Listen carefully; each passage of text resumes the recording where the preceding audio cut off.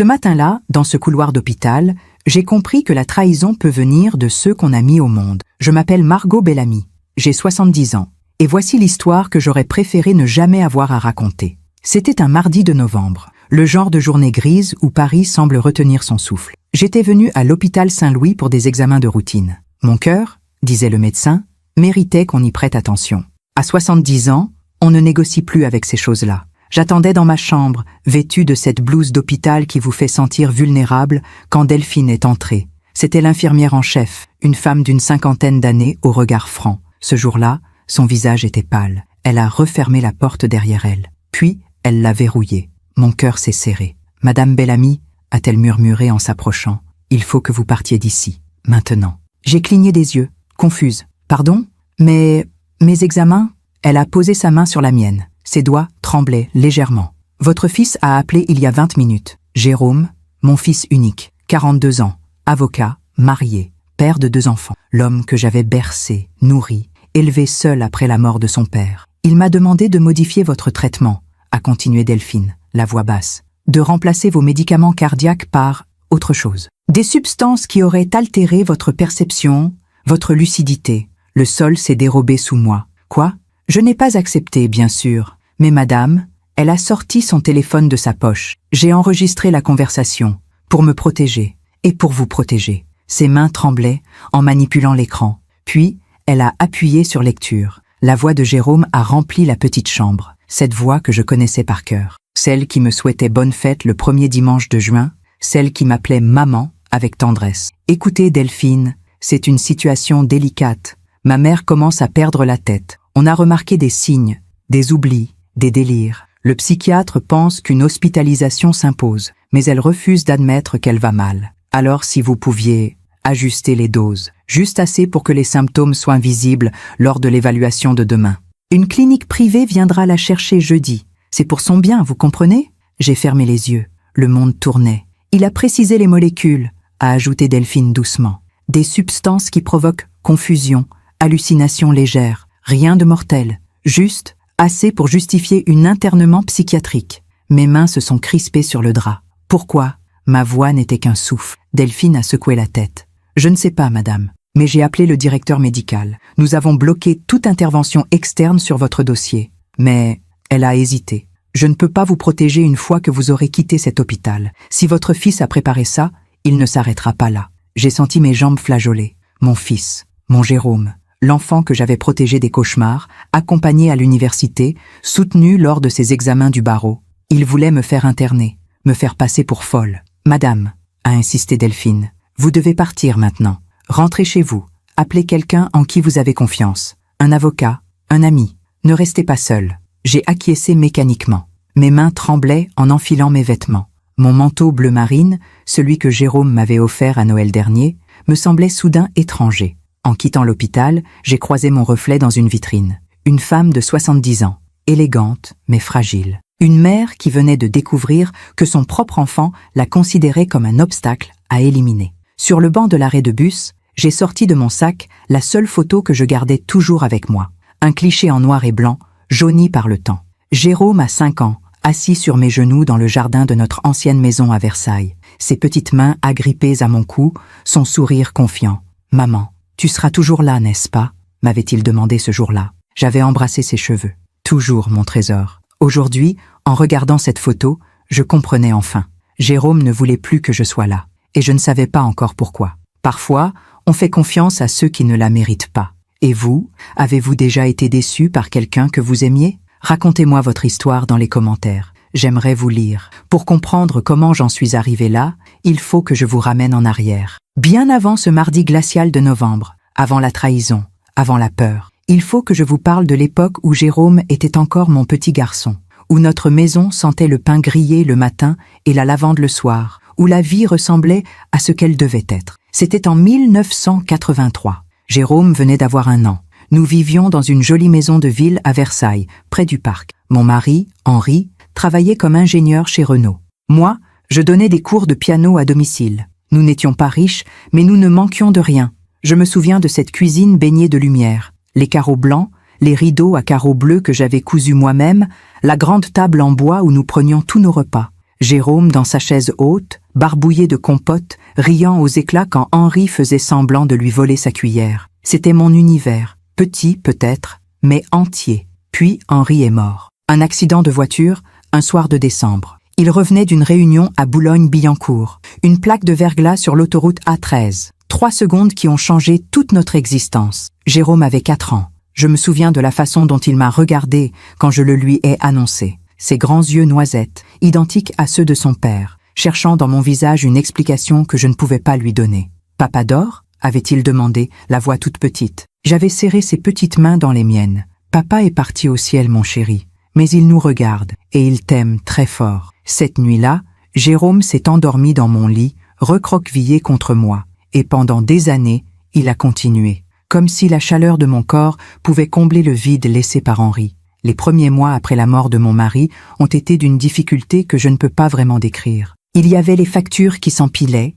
les démarches administratives interminables, les nuits blanches à essayer de comprendre comment j'allais élever seul un petit garçon. Mes cours de piano ne suffisaient plus. J'ai dû vendre la maison de Versailles. Nous avons emménagé dans un appartement plus modeste, dans le 16e arrondissement de Paris. 3 pièces au 4e étage sans ascenseur, mais avec une vue sur les toits qui m'apaisait les soirs de tristesse. Jérôme est devenu ma raison de vivre. Chaque matin, je me levais pour lui. Je préparais son petit déjeuner. Toujours des tartines beurrées avec de la confiture d'abricot, celle qu'il préférait. Je l'accompagnais à l'école primaire Sainte-Geneviève, à 2 rues de chez nous. Je le regardais franchir la grille, son cartable trop grand sur son dos, et je restais là jusqu'à ce qu'il disparaisse dans le bâtiment. L'après-midi, j'enchaînais les leçons de piano. Madame Durand à 14h, Monsieur Lefebvre à 16h, la petite Amélie à 17h30. Entre 2 élèves, je courais faire les courses, préparer le dîner, vérifier les devoirs de Jérôme. Le soir, nous nous retrouvions tous les deux dans notre petit salon.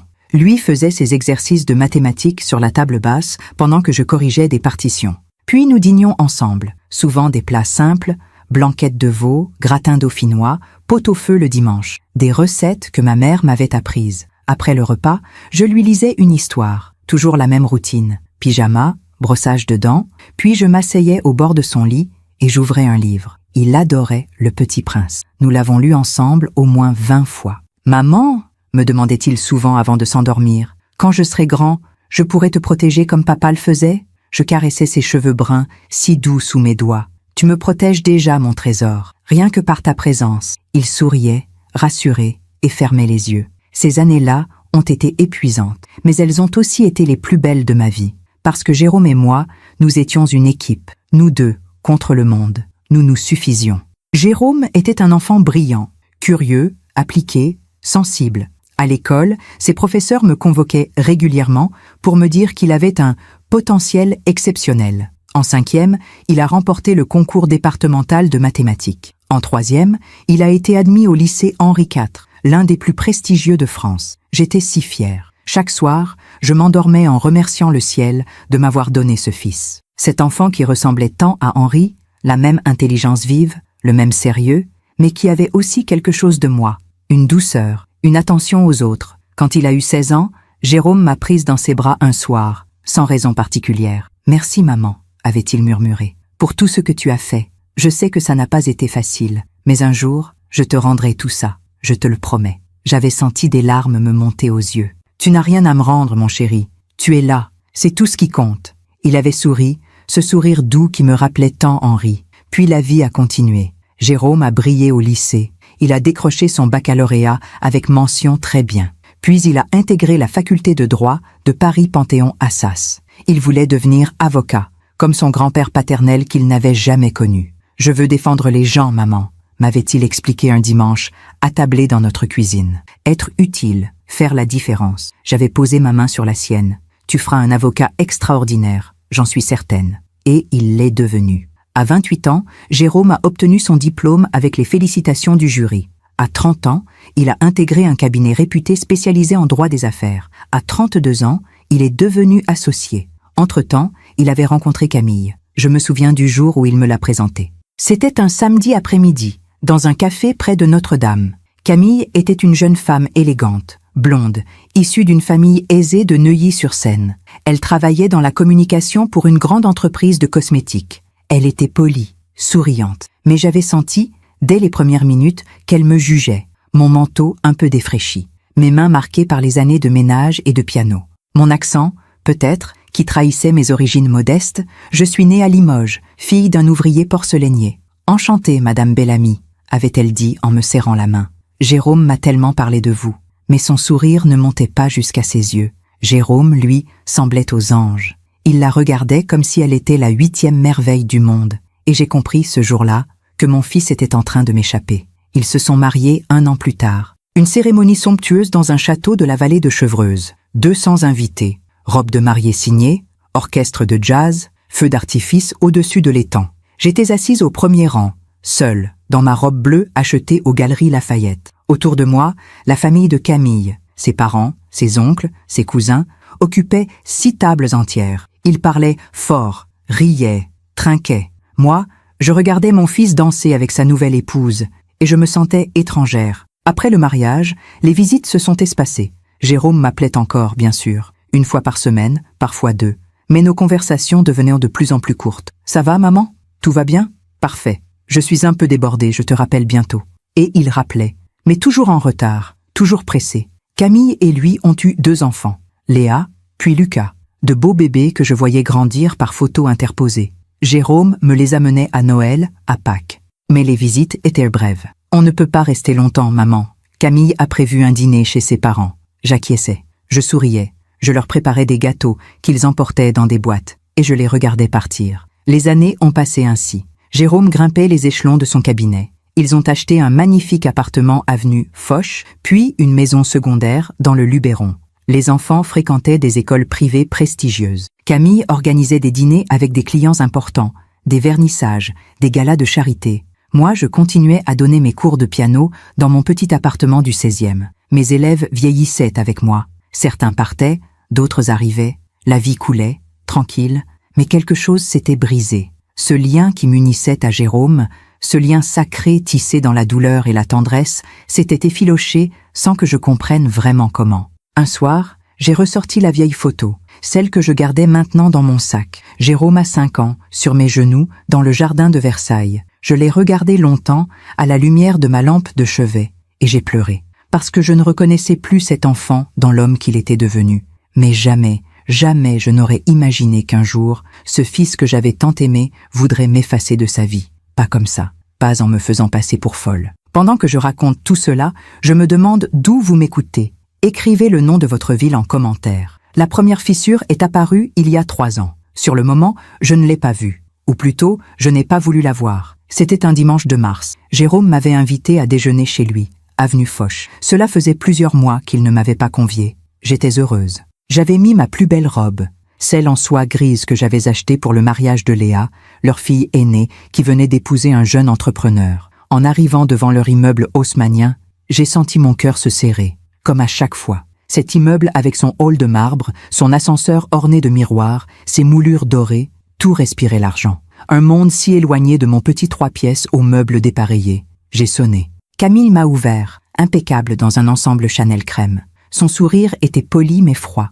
Margot, entrez. Elle ne m'appelait jamais « belle maman », toujours Margot, comme si notre lien de parenté la gênait. L'appartement était encore plus luxueux que dans mon souvenir. Des tableaux contemporains aux murs, un immense canapé blanc dans le salon, une vue panoramique sur l'Arc de Triomphe. Tout était parfait, trop parfait. Jérôme est sorti de son bureau. Il portait un pull en cachemire bordeaux et un pantalon beige. Il avait pris un peu de poids ces dernières années, mais il restait élégant, distingué. « Maman », a-t-il dit en m'embrassant sur les joues. Son geste était machinal, rapide. « Bonjour mon chéri, merci de m'avoir invité. C'est normal. Viens, on va passer à table. » Nous nous sommes installés dans la salle à manger. Une longue table en noyer ciré, des chaises Louis XVI, de la vaisselle en porcelaine de Limoges. Camille avait préparé un rôti d'agneau avec des légumes grillés. Tout était délicieux, évidemment. Léa et Lucas n'étaient pas là. Ils ont leur propre vie maintenant, avait expliqué Jérôme. Léa et son mari voyageaient en Thaïlande. Lucas était en stage à Londres. Je me suis sentie un peu triste. J'aurais aimé les voir. Le déjeuner s'est déroulé dans une conversation polie. Jérôme me parlait de son cabinet, de ses dossiers. Camille évoquait une exposition qu'elle avait organisée pour une marque de luxe. Je les écoutais, hochant la tête, souriant au bon moment. Mais je me sentais transparente. Puis, au moment du café, Jérôme a posé sa tasse et m'a regardé. « Maman, il faut qu'on parle de quelque chose d'important. » Mon cœur a fait un bond. Son ton était sérieux. « Oui, mon chéri. » Il a échangé un regard avec Camille. Elle a hoché la tête, comme pour l'encourager. « Voilà. Camille et moi, on s'inquiète pour toi. » J'ai cligné des yeux, surprise. « Vous vous inquiétez? Mais pourquoi? Tu vis seule, maman. Tu as 67 ans. Cet appartement au 4e étage, sans ascenseur. Si tu tombais, si tu avais un malaise, personne ne serait là pour t'aider. » J'ai senti une boule se former dans ma gorge. « Mais je vais très bien, Jérôme. Je monte et descends ces escaliers tous les jours depuis 30 ans. Et puis, j'ai mes élèves, j'ai ma routine. » « Justement, » a coupé Camille, sa voix douce mais ferme. « Ces leçons de piano, tu ne crois pas qu'il serait temps d'arrêter? Tu as l'âge de la retraite, Margot. Tu devrais te reposer, profiter. » Je les ai regardés, décontenancés. « Mais j'aime donner mes cours, c'est ma vie. Sans ça, qu'est-ce que je ferais de mes journées? » Jérôme s'est penché vers moi, les mains jointes sur la table. « Maman, écoute, on a réfléchi, on a trouvé une solution. » Une solution? Une résidence pour seniors, à Neuilly. Un endroit magnifique, moderne, avec des activités, une équipe médicale disponible 24 heures sur 24. Tu aurais ton propre appartement, bien sûr, mais tu ne serais plus seule. Tu pourrais te faire des amis, participer à des ateliers, vivre tranquille. Le monde s'est arrêté de tourner. Une résidence pour seniors. Il voulait me mettre dans une résidence. Mais je ne veux pas partir de chez moi, ai-je murmuré, la voix tremblante. Mon appartement, c'est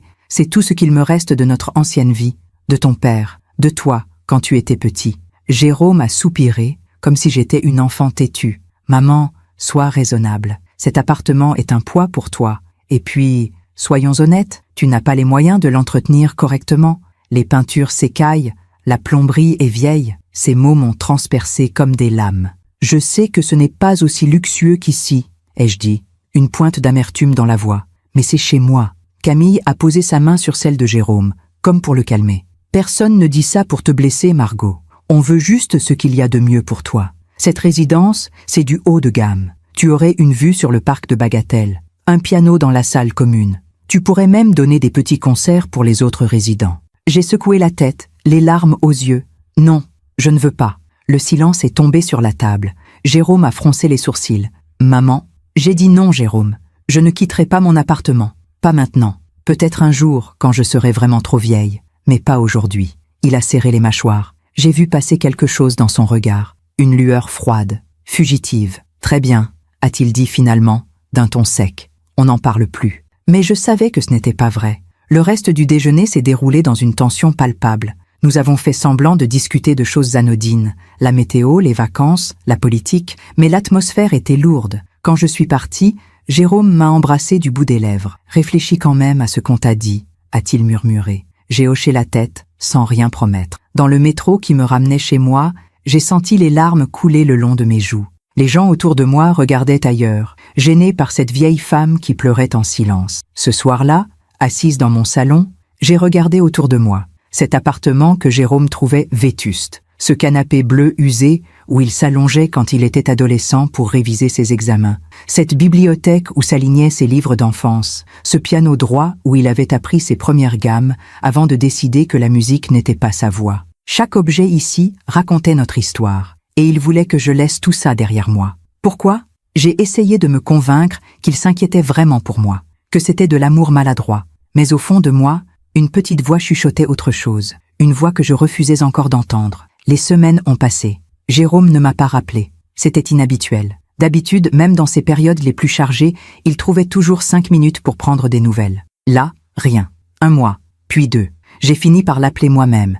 Il a décroché à la 3e sonnerie. « Allô? Jérôme, c'est maman. »« Ah, salut maman. » Sa voix était distante. Je voulais juste savoir comment tu allais. Ça fait longtemps qu'on ne s'est pas parlé. »« Je suis débordée, maman. Le cabinet, les enfants, Camille qui organise une soirée de gala pour son entreprise, tu sais ce que c'est. »« Oui, bien sûr. Mais peut-être qu'on pourrait se voir? Un café, un déjeuner rapide ?» Il a soupiré. « Je vais voir. Je te rappelle. » Il n'a pas rappelé. C'est devenu un schéma. J'appelais, il répondait poliment mais froidement, promettait de me rappeler, ne le faisait jamais. Puis un jour, 3 mois après ce fameux déjeuner, j'ai reçu un courrier recommandé. En l'ouvrant, mes mains tremblaient. C'était une lettre du notaire de la famille Bellamy. Maître Garnier, un homme que je connaissais depuis des années. Chère Madame Bellamy, suite à la demande de votre fils, Monsieur Jérôme Bellamy, je me permets de vous contacter concernant la succession de feu Henri Bellamy. Comme vous le savez, votre défunt mari avait stipulé dans son testament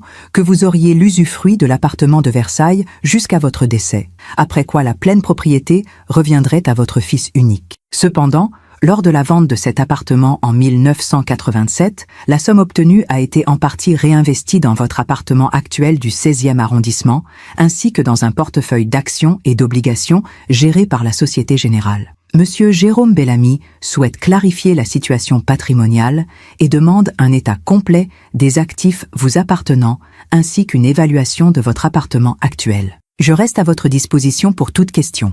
Cordialement, Maître Garnier. J'ai relu la lettre 3 fois, incapable d'y croire. Jérôme demandait un état de mes biens. Pourquoi?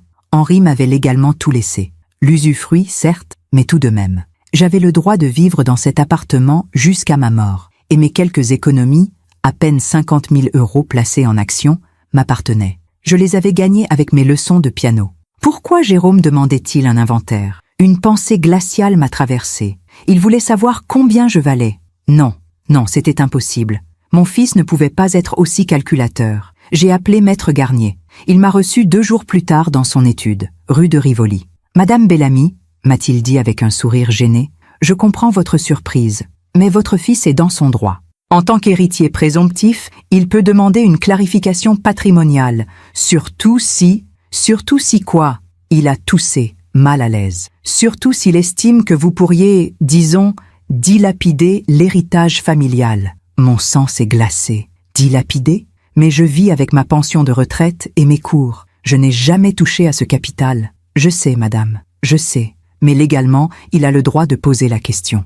Je suis sortie de cette étude avec une sensation de nausée. Jérôme me surveillait. Il évaluait mes biens, comme si j'étais déjà morte. Le soir même, j'ai ressorti tous mes papiers. Les relevés bancaires, les actes de propriété, les documents d'assurance vie. J'ai tout étalé sur la table de ma cuisine. 53 000 € en actions. Un appartement estimé à environ 400 000 €. Une petite assurance vie de 20 000 €. Au total, environ 473 000 €. Ce n'était pas une fortune. Mais pour Jérôme et Camille, habitués à leurs millions, cela devait représenter, quoi? Des vacances supplémentaires? Une nouvelle voiture? Une rénovation de leur maison dans le Luberon? J'ai senti la colère monter en moi, puis la tristesse, puis une forme de dégoût. Mon fils comptait mon argent pendant que j'étais encore en vie. J'ai regardé la photo de Jérôme enfant, posée sur le buffet, ce petit garçon qui me promettait de me protéger, qui disait qu'il me rendrait tout ce que j'avais fait pour lui. Qu'était-il devenu? Cette nuit-là, je n'ai pas dormi, et c'est à partir de ce moment-là que tout a commencé à s'accélérer. Les coups de téléphone de Jérôme sont devenus encore plus rares. Quand je l'appelais, il ne répondait plus. Il me renvoyait des messages courts, « Désolé, en réunion, pas dispo. Je te rappelle. » Il ne rappelait jamais. Un jour, j'ai croisé Camille par hasard rue de Passy. Elle faisait du shopping avec une amie. Quand elle m'a vue, elle a détourné le regard et a accéléré le pas, comme si j'étais une mendiante, comme si j'étais une honte. J'ai compris, ce jour-là, que quelque chose de terrible était en train de se tramer. Mais quoi? Je ne le savais pas encore. Pas avant ce matin de novembre, dans ce couloir d'hôpital, quand Delphine m'a fait écouter cette conversation enregistrée. Là, enfin, j'ai compris. Mon fils ne voulait pas seulement mon argent. Il voulait me faire disparaître. Les jours qui ont suivi ma fuite de l'hôpital ont été les plus étranges de ma vie. Je suis rentrée chez moi ce mardi soir, tremblante, épuisée. J'ai verrouillé la porte à double tour. Puis, j'ai poussé une chaise contre la poignée, comme dans les films. C'était ridicule, je le savais.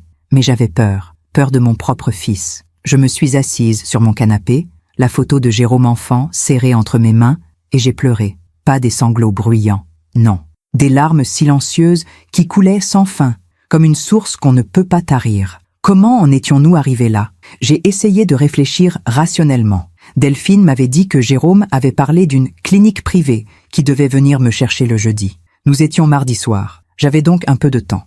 Mais pour faire quoi? Appeler la police? Et leur dire quoi? Mon fils a essayé de me faire administrer des substances hallucinogènes pour me faire interner? Il me demanderait des preuves. J'avais l'enregistrement de Delphine, oui. Mais était-ce suffisant? Jérôme était avocat. Il trouverait un moyen de retourner la situation, de me faire passer pour une vieille femme paranoïaque. Non, je devais réfléchir. Cette nuit-là, je n'ai pas dormi. Je suis restée assise dans mon fauteuil, près de la fenêtre, regardant la rue déserte en contrebas. Chaque bruit me faisait sursauter. Un moteur de voiture, des pas dans l'escalier, une porte qui claque. À 3 heures du matin, mon téléphone a sonné. J'ai failli hurler. C'était Jérôme. Mon cœur battait si fort que je l'entendais dans mes oreilles. J'ai fixé l'écran, hypnotisé par son nom qui clignotait. Jérôme, Jérôme, Jérôme. Finalement, j'ai décroché. Allô?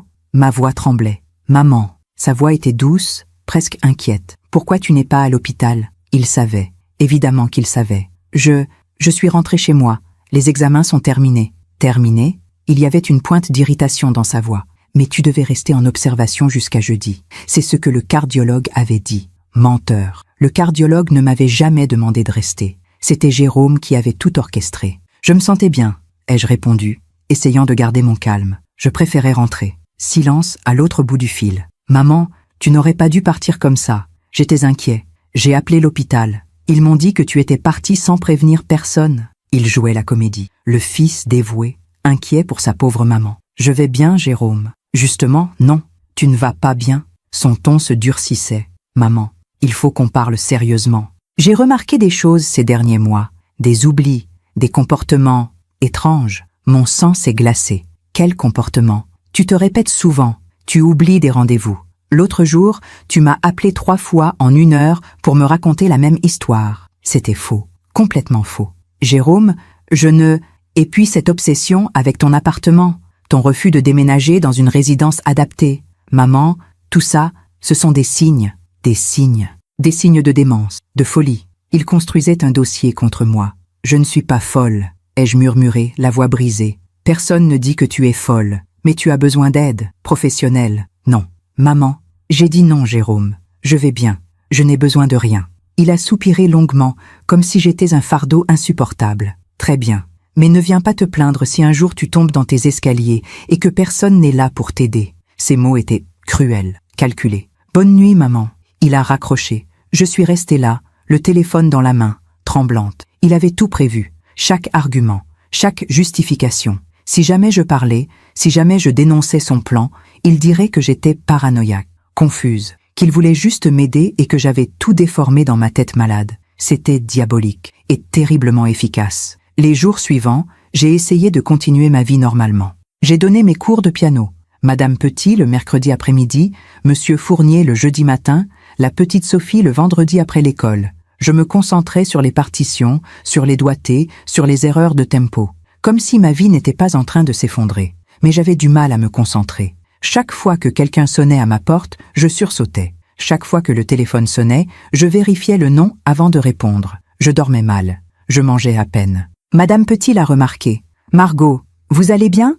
m'a-t-elle demandé un après-midi, après une leçon particulièrement ratée. « Vous semblez ailleurs. »« Je vais bien. » ai-je menti avec un sourire. Juste un peu fatiguée. Elle a hoché la tête, dubitative. Si vous avez besoin de parler, merci Geneviève, c'est gentil, mais je ne pouvais parler à personne. À qui aurais-je pu raconter ça? Qui m'aurait cru? Mon fils, avocat brillant, père de famille respectable, veut me faire interner pour toucher mon héritage plus vite. Cela sonnait comme les délires d'une vieille femme paranoïaque. Exactement ce que Jérôme voulait. Le samedi suivant, j'ai reçu la visite surprise de Camille. J'étais en train de préparer mon déjeuner, une simple omelette aux champignons, quand on a sonné à ma porte. En regardant par l'œilleton, j'ai vu son visage impeccablement maquillé. Mon cœur s'est serré. Pourquoi venait-elle? J'ai ouvert la porte. Elle m'a souri, mais ce sourire ne montait pas jusqu'à ses yeux. « Bonjour, Margot. Je passais dans le quartier, je me suis dit que j'allais prendre de vos nouvelles. » Mensonge. Camille ne passait jamais dans le 16e arrondissement sans raison. Elle habitait avenue Foch, certes dans le même arrondissement, mais à des kilomètres de mon modeste quartier. « Entre !» ai-je dit, m'effaçant pour la laisser passer. Elle est entrée, balayant mon appartement du regard. Son nez s'est légèrement plissé, comme si une odeur désagréable flottait dans l'air. Pourtant, je faisais toujours très attention à la propreté. « Je ne vous dérange pas ?» a-t-elle demandé poliment. « Non, non, je m'apprêtais juste à déjeuner. »« Vous voulez quelque chose? Un café? » ?»« Volontiers. » Je suis allée préparer du café dans ma petite cuisine. Mes mains tremblaient légèrement en remplissant la cafetière italienne. J'entendais Camille marcher dans le salon, ses talons claquant sur le parquet. Quand je suis revenue avec 2 tasses, elle était debout devant ma bibliothèque, observant les vieux livres alignés. Vous avez beaucoup de choses ici, a-t-elle remarqué. Beaucoup de souvenirs. Oui, toute une vie. Elle s'est assise délicatement sur le bord de mon canapé, comme si elle craignait de se salir. J'ai posé les tasses sur la table basse. Margot, je vais être directe avec vous. Son ton était devenu froid, professionnel. Jérôme est très inquiet. Je sais. Il me l'a dit. Il m'a raconté que vous êtes parti de l'hôpital sans prévenir, que vous refusez de vous faire suivre médicalement, que vous rejetez toute aide. J'ai serré mes mains sur mes genoux. Je n'ai pas besoin d'aide. Vous en êtes sûre? Elle a pris une gorgée de café, ses yeux bleus fixés sur moi. Parce que franchement, Margot, vous ne nous facilitez pas la tâche. Jérôme travaille énormément. Il a des responsabilités énormes. Les enfants ont leur propre vie. Et vous vous accrochez à cet appartement, à cette vie. Cette vie est la mienne, ai-je coupé, sentant la colère monter. C'était la vôtre, a-t-elle corrigé doucement. Mais les temps changent. Vous vieillissez, Margot. C'est normal. Tout le monde vieillit. Mais refuser de voir la réalité, c'est... Je ne refuse rien. Je vis ma vie comme je l'entends. Elle a soupiré, comme si elle parlait à une enfant têtue. Écoutez, Jérôme a pris rendez-vous avec un psychiatre, un excellent professionnel, Dr Morel. Il exerce dans le 16e, pas loin d'ici. Il voudrait juste vous rencontrer, discuter un peu, rien de grave, juste un bilan. Un psychiatre, évidemment. Je n'irai pas, ai-je dit fermement. Le visage de Camille s'est durci. Vous n'avez pas le choix, Margot. Comment ça, je n'ai pas le choix? Elle a posé sa tasse sur la table, son regard glacial. Parce que si vous refusez de vous faire aider volontairement, Jérôme sera obligé de prendre des mesures légales. Une mise sous tutelle, par exemple, pour votre propre protection. Tutelle. Le mot a résonné dans ma tête comme une sentence de mort. Si Jérôme obtenait ma mise sous tutelle, il contrôlerait tous mes biens. Mon appartement, mon argent, ma vie. Je serais une prisonnière. Vous ne pouvez pas faire ça, ai-je murmuré, horrifié. Nous ne voulons pas en arriver là. Mais si vous nous y obligez, elle a haussé les épaules, faussement désolée. Jérôme est avocat, il connaît la loi. Et franchement, Margot, avec votre comportement ces derniers mois, votre isolement, vos refus répétés, votre départ impulsif de l'hôpital, un juge ne serait pas difficile à convaincre. Mes yeux se sont remplis de larmes. Pourquoi faites-vous ça? Camille a penché la tête, presque compatissante. Nous ne faisons rien de mal. Nous voulons juste que vous soyez en sécurité, que vous receviez les soins dont vous avez besoin. Mensonge. Tout était mensonge. Mais je ne pouvais rien dire, rien faire, parce qu'elle avait raison sur un point. Jérôme connaissait la loi. Il savait comment manipuler le système. Et moi, je n'étais qu'une vieille femme seule. Réfléchissez, a-t-elle dit en se levant. Le rendez-vous avec le docteur Morel est mardi prochain, 14 h. L'adresse est dans ce papier. Elle a sorti une carte de visite de son sac Hermès et l'a posée sur la table. Si vous ne venez pas, nous serons obligés d'aller plus loin. Elle est partie sans un au revoir. J'ai entendu ses talons descendre les escaliers, puis la porte de l'immeuble claquer. Je me suis effondrée sur le canapé, secouée de sanglots. Ils avaient tout prévu. Le psychiatre qui constaterait ma prétendue démence. La tutelle qui me priverait de toute autonomie. L'internement qui me ferait disparaître. Et personne ne me croirait. Parce que qui croirait une vieille femme contre un avocat brillant et sa belle épouse issue de la haute bourgeoisie? Cette nuit-là, j'ai ressenti quelque chose que je n'avais jamais ressenti auparavant. De la haine, pas de la colère, pas de la déception, de la haine pure. Pour Camille, qui me regardait comme une vieille chose encombrante. Pour Jérôme, qui trahissait tout ce que nous avions partagé. Mais surtout, de la haine pour moi-même. Parce que j'avais été faible. Parce que j'avais accepté le mépris, l'éloignement, les humiliations. Parce que j'avais cru que l'amour maternel suffisait. Il ne suffisait pas. Il ne suffit jamais quand l'argent entre en jeu. J'ai regardé la carte du docteur Morel posée sur la table. Docteur Paul Morel, psychiatre spécialisé en gériatrie 28 rue de la Pompe, 705 016, Paris. Il voulait que j'y aille. Il voulait me piéger. Mais j'avais encore 6 jours avant ce rendez-vous. 6 jours pour réfléchir. 6 jours pour décider si j'allais me laisser détruire ou si j'allais me battre. Pendant que je raconte tout cela, je me demande d'où vous m'écoutez. Écrivez le nom de votre ville en commentaire. Le lendemain matin, dimanche, j'ai fait quelque chose que je n'avais pas fait depuis des années. Je suis allée à la messe. Pas par foi, vraiment. Plutôt par besoin de clarté, de silence. La petite église Sainte-Jeanne de Chantal, à 2 rues de chez moi, était presque vide. Quelques personnes âgées éparpillées dans les bancs. L'odeur de l'encens et des bougies. Je me suis assise au fond, les mains jointes, et j'ai essayé de prier. Mais les mots ne venaient pas. À la place, des images défilaient dans ma tête. Jérôme enfant, riant aux éclats dans le jardin de Versailles. Jérôme adolescent, me serrant dans ses bras après son bac. Jérôme adulte, froid et distant, comptant mes biens comme on compte des pièces de monnaie. Où était passé mon fils? À quel moment l'avais-je perdu? Après la messe, je suis sortie dans le froid parisien de novembre. Les feuilles mortes craquaient sous mes pas. Le ciel était gris, lourd. En rentrant chez moi, j'ai croisé Madame Laurentin, ma voisine du 3e étage. Une femme de 80 ans, veuve elle aussi, toujours élégante, avec son chignon blanc et ses broches anciennes. « Bonjour Margot », m'a-t-elle lancé joyeusement. « Vous allez bien? »« Oui, oui. Et vous? »« Oh, vous savez, à mon âge, on ne se plaint pas tant qu'on peut encore marcher. » Elle a ri. « D'ailleurs, j'ai croisé une jeune femme blonde qui sortait de chez vous hier. Votre belle-fille, peut-être? Oui, Camille. Quelle élégance. On sent la grande famille. » Elle a penché la tête, curieuse. « Tout va bien ?» J'ai hésité. Madame Laurentin était gentille, discrète. Mais pouvais-je lui faire confiance? « Tout va bien,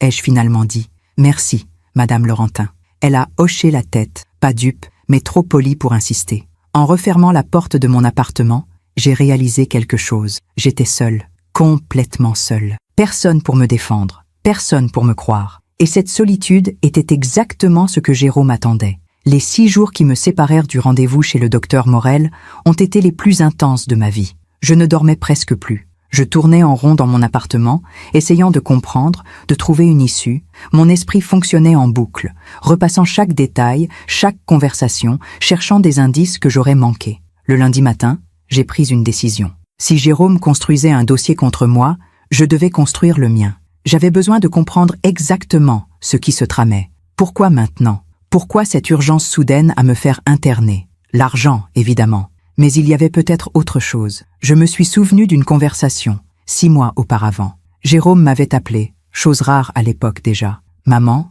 j'ai besoin que tu signes des papiers. » « Quels papiers? » « Des documents pour la banque. Une procuration, en cas d'urgence. Si jamais il t'arrivait quelque chose, je pourrais gérer tes comptes sans complications administratives. C'est juste une précaution. J'avais hésité. Je ne sais pas, Jérôme. Maman, s'il te plaît. C'est pour ton bien. Imagine que tu aies un accident, que tu sois hospitalisé. Je pourrais payer tes factures, m'occuper de tout.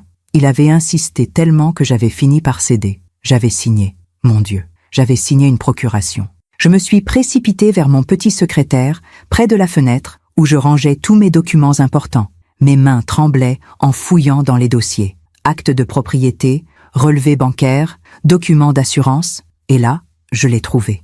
Un document de la Société Générale, daté du 23 avril de cette année. Procuration bancaire accordée à Monsieur Jérôme Bellamy pour la gestion du compte courant et du compte épargne de Madame Margot Bellamy. Ma signature était en bas, légale, officielle. J'ai senti mes jambes se dérober sous moi. Je me suis assise sur le bord de mon lit, le papier serré entre mes doigts. Jérôme avait accès à mes comptes. Il pouvait voir mes dépenses, mes économies, tout.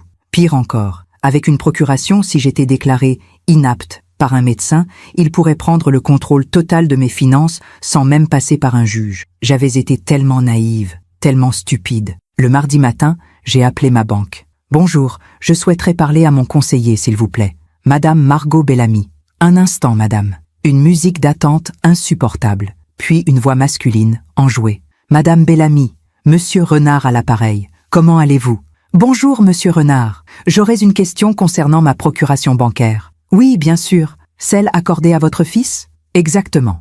Est-ce qu'il l'a utilisée récemment? » Silence à l'autre bout du fil. « Madame, je ne peux pas vous donner ce genre d'informations par téléphone. Nous devons respecter la confidentialité. »« C'est mon compte, » ai-je coupé, la voix tremblante. « J'ai le droit de savoir. »« Bien sûr, mais pour cela, il faudrait que vous veniez en agence, avec une pièce d'identité. »« Très bien, je viens cet après-midi. »« Parfait. Je vous attends vers 14h. »« 14h. » J'ai raccroché, le cœur battant.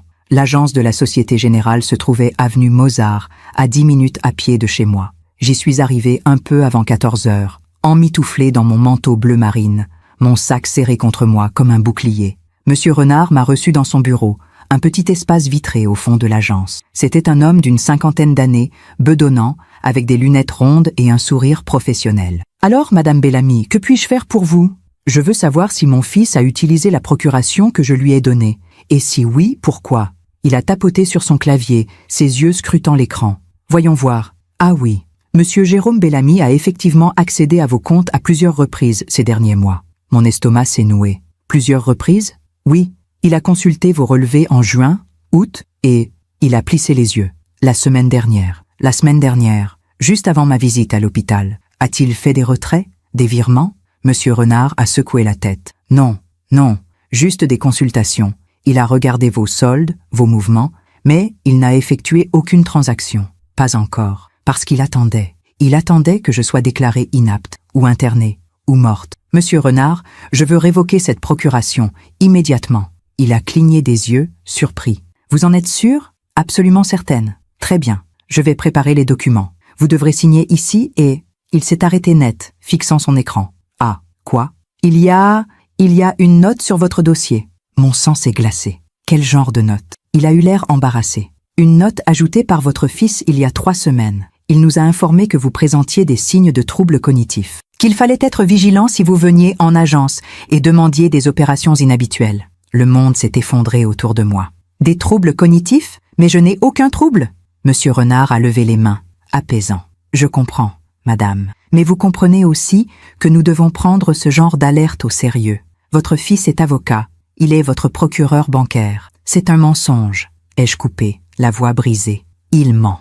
Il veut me faire passer pour folle pour prendre mon argent. Monsieur Renard m'a regardé avec une expression qui m'a transpercé. De la pitié. Il ne me croyait pas. Il pensait que j'étais paranoïaque. Exactement ce que Jérôme voulait. Madame Bellamy, a-t-il dit doucement, je vais quand même traiter votre demande de révocation.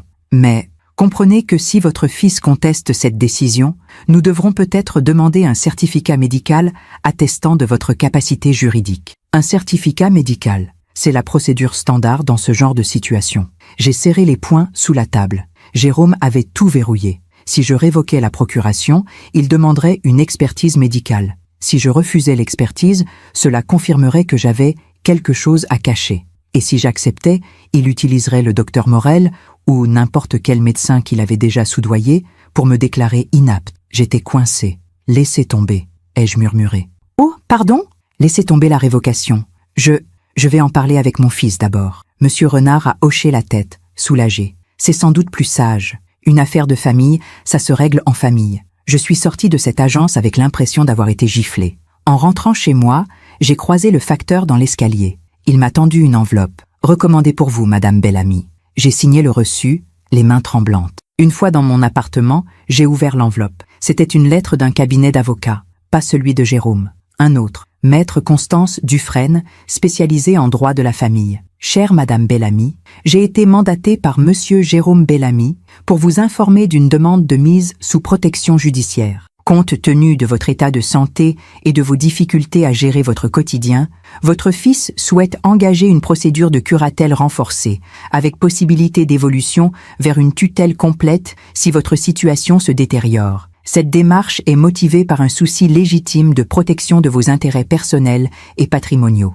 Une audience préliminaire est prévue le 8 décembre prochain au tribunal judiciaire de Paris. Votre présence est obligatoire. Un expert psychiatre sera désigné par le juge pour évaluer votre capacité de discernement. Nous restons à votre disposition pour toute question. Cordialement, Maître Constance Dufresne. Le 8 décembre, dans 3 semaines. Jérôme avait déjà lancé la procédure. Il ne m'avait rien dit. Il agissait dans mon dos. Mes jambes ont cédé. Je me suis effondré sur le canapé, la lettre serrée contre ma poitrine. C'était fini. Il allait gagner. J'allais perdre mon appartement, mon argent, ma liberté. J'allais finir mes jours dans une institution, drogué, oublié, et personne ne m'aiderait. Cette nuit-là, je n'ai pas dormi. Je suis restée assise dans mon fauteuil, près de la fenêtre, regardant les lumières de Paris scintiller dans le noir. J'ai pensé à Henri, à ce qu'il dirait s'il était encore là. Lui qui m'avait toujours protégé, lui qui adorait Jérôme. Qu'est-ce qui avait transformé notre fils en ce monstre froid et calculateur? L'argent? Camille? Ou quelque chose de plus profond? Une blessure que je n'avais jamais vue? À 5 heures du matin, j'ai pris une décision. Je n'irai pas au rendez-vous chez le docteur Morel. Je n'irai pas me jeter dans la gueule du loup. Mais je ne resterai pas non plus passive. Si Jérôme voulait la guerre, il l'aurait. Mais je ne me laisserai pas faire sans me battre. J'ai sorti mon carnet d'adresses, un vieux carnet en cuir jauni par les années, et j'ai cherché un nom. Maître Étienne Garnier, le notaire de la famille, celui-là même qui m'avait envoyé la lettre concernant l'inventaire patrimonial. Peut-être pouvait-il m'aider, ou du moins, peut-être pourrait-il me dire la vérité. Le mercredi matin, j'ai appelé l'étude de Maître Garnier. Cabinet Garnier, bonjour. Bonjour. Je souhaiterais prendre rendez-vous avec Maître Garnier. C'est urgent. Votre nom, s'il vous plaît? Margot Bellamy. Silence à l'autre bout du fil. Un instant, madame. Une attente interminable. Puis la secrétaire est revenue. Maître Garnier peut vous recevoir cet après-midi. 16 heures. Cela vous convient? Parfaitement. Très bien. À tout à l'heure, madame Bellamy. J'ai raccroché, le cœur battant. Peut-être, enfin, j'allais comprendre. L'étude de Maître Garnier se trouvait rue de Rivoli, dans un immeuble ancien au 5e étage. J'y suis arrivé avec 15 minutes d'avance, essoufflé par la montée des escaliers. La secrétaire, une jeune femme brune aux lunettes sévères, m'a fait asseoir dans une petite salle d'attente. Des revues juridiques s'empilaient sur une table basse. Une horloge murale égrenait les secondes. À 16 heures précises, Maître Garnier est apparu. C'était un homme d'une 60aine d'années, grand, mince, avec des cheveux gris soigneusement coiffés en arrière. Il portait un costume 3 pièces et des lunettes à monture dorée. « Madame Bellamy, entrez, je vous en prie. » Son bureau était immense, des étagères chargées de codes juridiques, un bureau en acajou massif, une fenêtre donnant sur les toits de Paris. Je me suis assise en face de lui, petite et fragile, dans ce décor intimidant. « Alors, Madame Bellamy, que puis-je faire pour vous ?» J'ai inspiré profondément. « Maître, il faut que je vous parle de mon fils, de Jérôme. » Il a hoché la tête lentement. « Je vous écoute. Il essaie de me faire interner, de prendre le contrôle de mes biens. Il a lancé une procédure de curatelle sans me prévenir. » Maître Garnier a joint ses mains sous son menton, son visage indéchiffrable. « Je suis au courant. » Mon cœur s'est arrêté. « Vous êtes au courant ?» Jérôme est venu me voir il y a 1 mois. Il m'a expliqué la situation. « Quelle situation ?»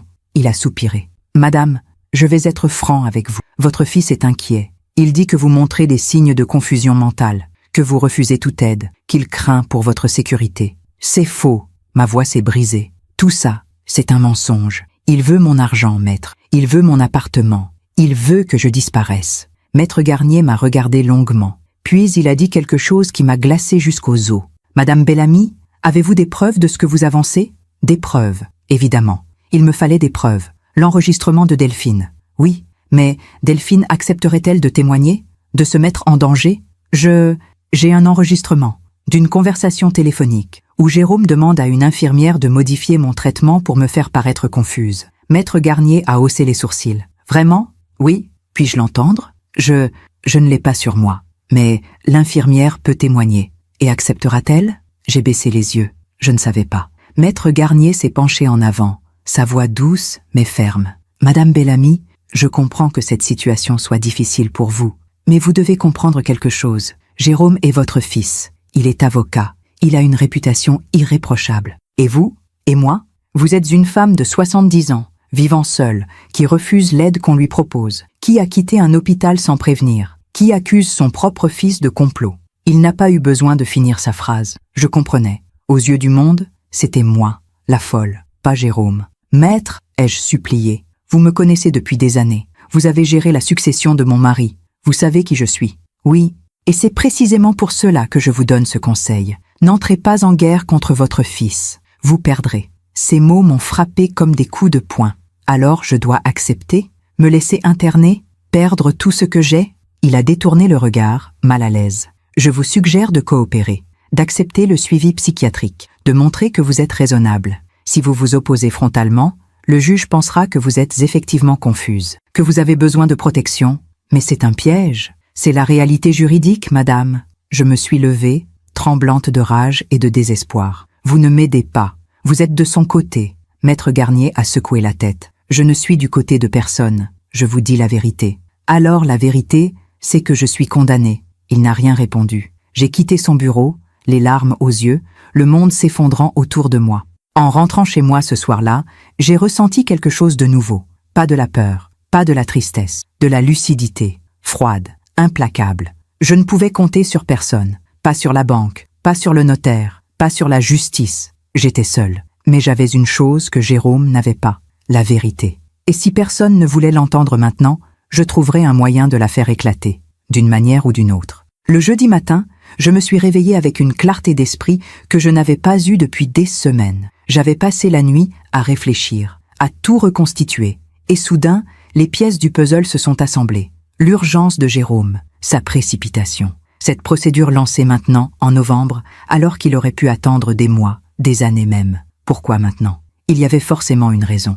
Je me suis levée, J'ai préparé mon café et je me suis installée à ma petite table avec mon ordinateur portable, un vieux modèle que Léa m'avait offert il y a 5 ans pour que je puisse rester connectée. Je ne l'utilisais presque jamais, je ne savais pas vraiment m'en servir. Mais aujourd'hui, j'allais apprendre. J'ai tapé maladroitement sur le clavier « Jérôme Bellamy, avocat Paris ». Plusieurs résultats sont apparus. Le site de son cabinet, des articles de presse mentionnant ses dossiers, une photo de lui lors d'un gala de charité, en smoking, Camille à son bras. Puis, en bas de la première page, un article que je n'avais jamais vu. Le cabinet Bellamy & Associés face à des difficultés financières? J'ai cliqué dessus, le cœur battant. C'était un article d'un journal économique, daté du mois de septembre. Selon nos sources, le prestigieux cabinet d'avocats Bellamy & Associés, spécialisé en droit des affaires, traverserait une période difficile, suite à la perte de plusieurs clients majeurs. L'associé principal, Jérôme Bellamy, aurait été contraint de réduire ses effectifs et de renégocier certains baux commerciaux.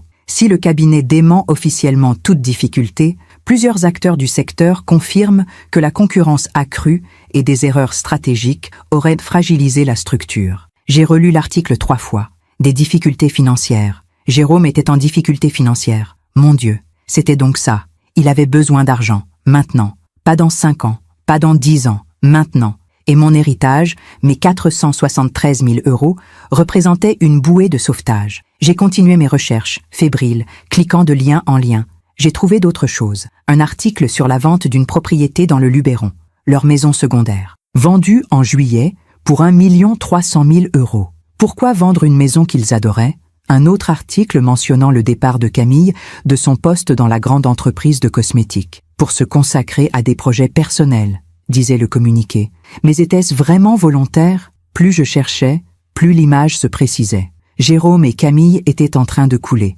Le cabinet périclitait. Les revenus de Camille avaient disparu. Ils avaient dû vendre leur maison secondaire. Et maintenant, ils devaient faire face à leurs dépenses pharaoniques. L'appartement avenue Foch, les écoles privées des enfants, les voitures de luxe, les voyages, les galas. Ils étaient ruinés, ou du moins en passe de l'être. Et moi, leur vieille mère encombrante, je possédais un demi-million d'euros qu'ils ne pouvaient pas toucher tant que j'étais en vie et en pleine possession de mes facultés. Alors, ils avaient décidé de me les prendre. Je suis restée assise longtemps devant mon ordinateur, les mains tremblantes. La vérité me frappait avec une violence inouïe. Mon fils, mon propre fils, était prêt à me détruire pour de l'argent. Pas par cruauté gratuite, pas par folie, juste pour de l'argent. J'ai pensé à toutes ces années où je m'étais privée pour lui.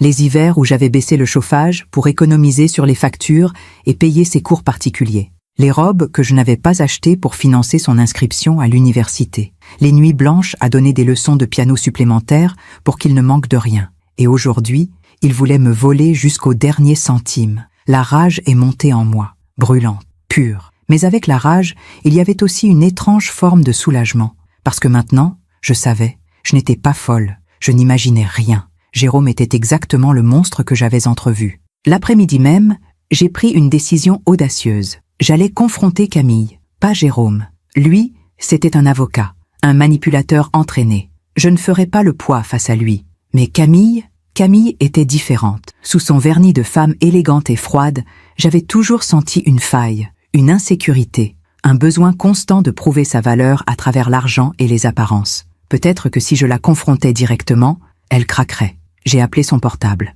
Elle a décroché à la 3e sonnerie. « Allô ?» Sa voix était méfiante. « Camille, c'est Margot. Il faut qu'on parle. Je suis occupée. Camille, s'il vous plaît. C'est important. » Silence. Puis, avec un soupir exaspéré, « Très bien. 20 minutes. Café de Flore. » Elle a raccroché avant que je puisse répondre. Le Café de Flore, boulevard Saint-Germain. Un lieu mythique, cher, où Camille aimait se montrer. J'y suis arrivée avec 10 minutes d'avance, emmitouflée dans mon vieux manteau.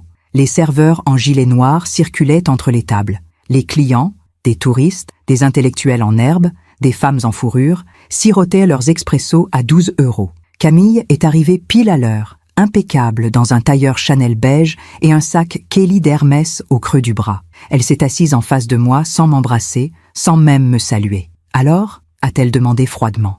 J'ai inspiré profondément. « Je sais tout. » Elle a cligné des yeux. « Vous savez quoi? Les difficultés financières de Jérôme, la vente de votre maison dans le Luberon, votre départ forcé de votre entreprise. » Son visage s'est imperceptiblement crispé. Je ne vois pas de quoi vous parlez. Arrêtez de mentir, Camille. Je sais pourquoi Jérôme veut me faire interner. Pour mon argent. Pour toucher l'héritage maintenant. Parce que vous êtes au bord de la faillite. Elle a ri. Un rire sec, sans joie. Vous êtes complètement paranoïaque, Margot. Non, je suis lucide. Enfin, le serveur est venu prendre nos commandes. Camille a commandé un thé vert. Moi, rien. Quand il est reparti, Camille s'est penchée vers moi, ses yeux bleus glacials. Écoutez-moi bien, Margot.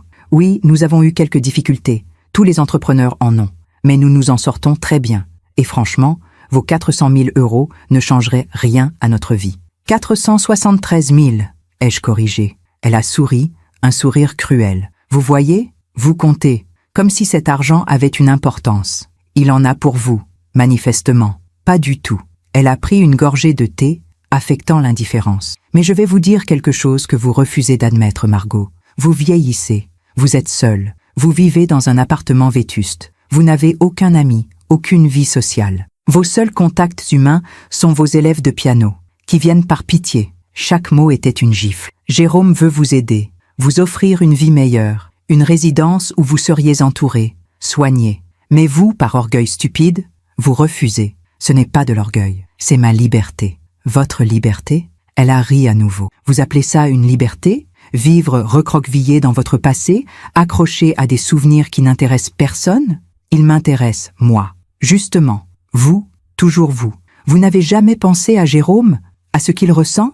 J'ai froncé les sourcils, déstabilisé. Ce qu'il ressent? Camille a posé sa tasse, son regard planté dans le mien. Vous savez ce que c'est, pour lui, de voir sa mère s'enfoncer dans la vieillesse et la solitude, de savoir qu'un jour, vous allez tomber dans cet escalier maudit et qu'on vous retrouvera des jours plus tard, morte et seule? Jérôme ne se soucie pas de ça. Il se soucie de mon argent. Vous êtes pathétique. Sa voix s'était durcie. Vous ne voyez pas l'amour de votre fils parce que vous êtes aveuglé par votre égoïsme. L'amour? J'ai senti ma voix trembler. Et Camille? Il a essayé de me faire droguer dans un hôpital. Il a lancé une procédure de mise sous tutelle sans me prévenir. Il a contacté ma banque pour me faire passer pour folle. C'est ça l'amour? Elle m'a regardé longuement. Puis elle a dit quelque chose qui m'a glacée. Vous n'avez aucune preuve de tout ça. J'ai un enregistrement. Ah oui? Et où est-il, cet enregistrement? Vous l'avez sur vous? Vous pouvez le produire devant un juge? Je n'ai rien répondu. Parce que l'enregistrement était sur le téléphone de Delphine. Et je n'étais même pas sûre qu'elle accepterait de témoigner. Camille a souri, victorieuse. Vous voyez, vous n'avez rien, juste des accusations vagues, des théories du complot. Exactement ce qu'une personne atteinte de troubles mentaux dirait. Elle s'est levée, a posé un billet de 20 € sur la table. Le rendez-vous chez le docteur Morel, c'est mardi prochain. Si vous ne venez pas, nous passerons directement par le juge. Et croyez-moi, Margot, vous perdrez. Parce que vous êtes seule, parce que personne ne vous croira. Et parce que Jérôme a tous les atouts en main. Elle a enfilé son manteau, a saisi son sac Hermès. Réfléchissez bien. Vous pouvez coopérer et finir vos jours dans une jolie résidence avec des soins et un peu de dignité. Ou vous pouvez vous battre et finir interné de force dans un hôpital psychiatrique public. À vous de choisir. Elle est partie sans un regard en arrière. Je suis restée seule à cette table, sous le regard curieux des autres clients, les larmes coulant silencieusement sur mes joues. En rentrant chez moi ce soir-là, j'ai compris quelque chose de fondamental. Camille avait raison sur un point. Je n'avais aucune preuve solide. L'enregistrement de Delphine, elle pouvait le nier, dire qu'il était truqué, ou simplement refuser de témoigner. Les articles sur les difficultés financières de Jérôme, ils ne prouvaient rien. Beaucoup d'entreprises traversent des moments difficiles, sans pour autant commettre des crimes. La procédure de mise sous tutelle, légale, justifiée aux yeux de la loi par les inquiétudes légitimes d'un fils aimant. Je n'avais rien. Rien qu'une vieille femme pourrait opposer à un avocat brillant et une épouse issue de la haute bourgeoisie. Mais alors, en posant mon sac sur le canapé, mon regard est tombé sur quelque chose. Une enveloppe, glissée sous ma porte. Je l'ai ramassée, le cœur battant.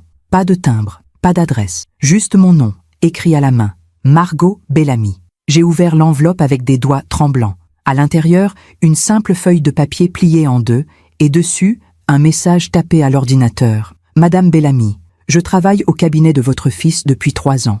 Je sais ce qu'il vous fait. Ce n'est pas la première fois. Il y a 2 ans, il a fait la même chose avec un client âgé qui refusait de vendre sa propriété. Il l'a fait déclarer inapte, a pris le contrôle de ses biens et l'a placé en EHPAD contre son gré. Le client est mort 6 mois plus tard. Je ne peux pas témoigner publiquement. J'ai une famille. Mais je peux vous aider. Si vous voulez des preuves, retrouvez-moi samedi 15h, square des Batignolles, banque près de la Fontaine. Venez seul. Déchirez cette lettre après l'avoir lue. Pas de signature. Je suis resté pétrifié. La lettre entre les mains. Quelqu'un savait. Quelqu'un du cabinet de Jérôme savait ce qu'il faisait. Et cette personne voulait m'aider. Était-ce un piège? Possible. Mais c'était aussi ma seule chance. Cette nuit-là, j'ai à peine dormi. Je tournais et retournais dans mon lit, l'esprit en ébullition.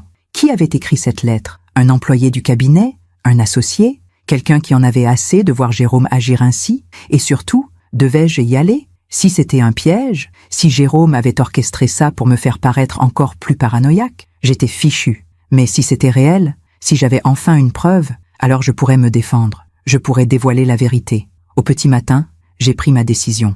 J'irais au rendez-vous, parce que je n'avais plus rien à perdre. Le vendredi, j'ai essayé de vivre normalement. J'ai donné mes cours de piano, j'ai fait mes courses, j'ai cuisiné une blanquette de veau que je n'ai presque pas touchée.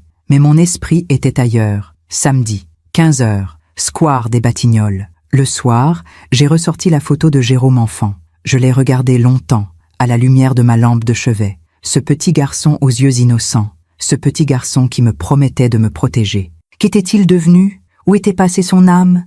Était-elle morte quand son père est mort? Ou l'avais-je tué moi-même, sans m'en rendre compte, en l'élevant seul, en lui donnant trop d'amour, trop d'attention, trop de sacrifices? Peut-être qu'il m'en voulait, peut-être qu'il m'avait toujours détesté au fond, pour l'avoir privé d'un père, pour l'avoir étouffé sous mon affection, pour avoir été pauvre quand il rêvait de richesse. Ou peut-être qu'il était juste devenu ce que tant d'hommes deviennent, quelqu'un pour qui l'argent compte plus que l'amour. Je ne le saurais jamais, mais demain, j'aurai peut-être les moyens de l'arrêter. Je me demande encore si j'ai fait le bon choix. Et vous, qu'auriez-vous fait à ma place? Le samedi matin, je me suis réveillée avant l'aube. Mon corps tremblait. Pas de froid, mais d'une tension nerveuse qui m'oppressait la poitrine. J'avais à peine dormi 2 heures. Des cauchemars m'avaient réveillée plusieurs fois. Des rêves où Jérôme me poursuivait dans des couloirs blancs d'hôpital, où Camille riait en me montrant du doigt, où je tombais dans un vide sans fin. Je me suis levée, j'ai préparé du café. Mes mains tremblaient tellement que j'ai renversé la moitié du sucre sur le comptoir. 15h, square des Batignolles. 5 heures à attendre. J'ai essayé de m'occuper. J'ai rangé mon appartement, déjà impeccable. J'ai feuilleté un vieux livre sans lire un seul mot. J'ai regardé par la fenêtre, observant les passants qui marchèrent dans la rue, insouciants, vivant leur vie normale. À 13h, je me suis habillée. Un pantalon gris foncé, un pull en laine noire, mon manteau bleu marine. J'ai mis la photo de Jérôme enfant dans mon sac, sans trop savoir pourquoi, comme un talisman, ou peut-être comme un rappel de ce que j'avais perdu. J'ai quitté mon appartement à 14h, en avance. Je voulais repérer les lieux, m'assurer que ce n'était pas un piège. Le square des Batignolles est un petit parc public, dans le 17e arrondissement, pas très loin de chez moi, 20 minutes en métro. Un endroit tranquille, avec des allées bordées d'arbres, une pièce d'eau, des bancs où les vieux venaient nourrir les canards. J'y suis arrivé à 14h30. Le parc était presque désert. Quelques joggeurs, une maman avec une poussette, un homme âgé qui lisait son journal sur un banc. J'ai trouvé la fontaine mentionnée dans la lettre. Une petite fontaine en pierre au centre d'un espace circulaire. Et juste à côté, un banc en bois. Je me suis assise, le cœur battant, et j'ai attendu. 14h45, 14h50.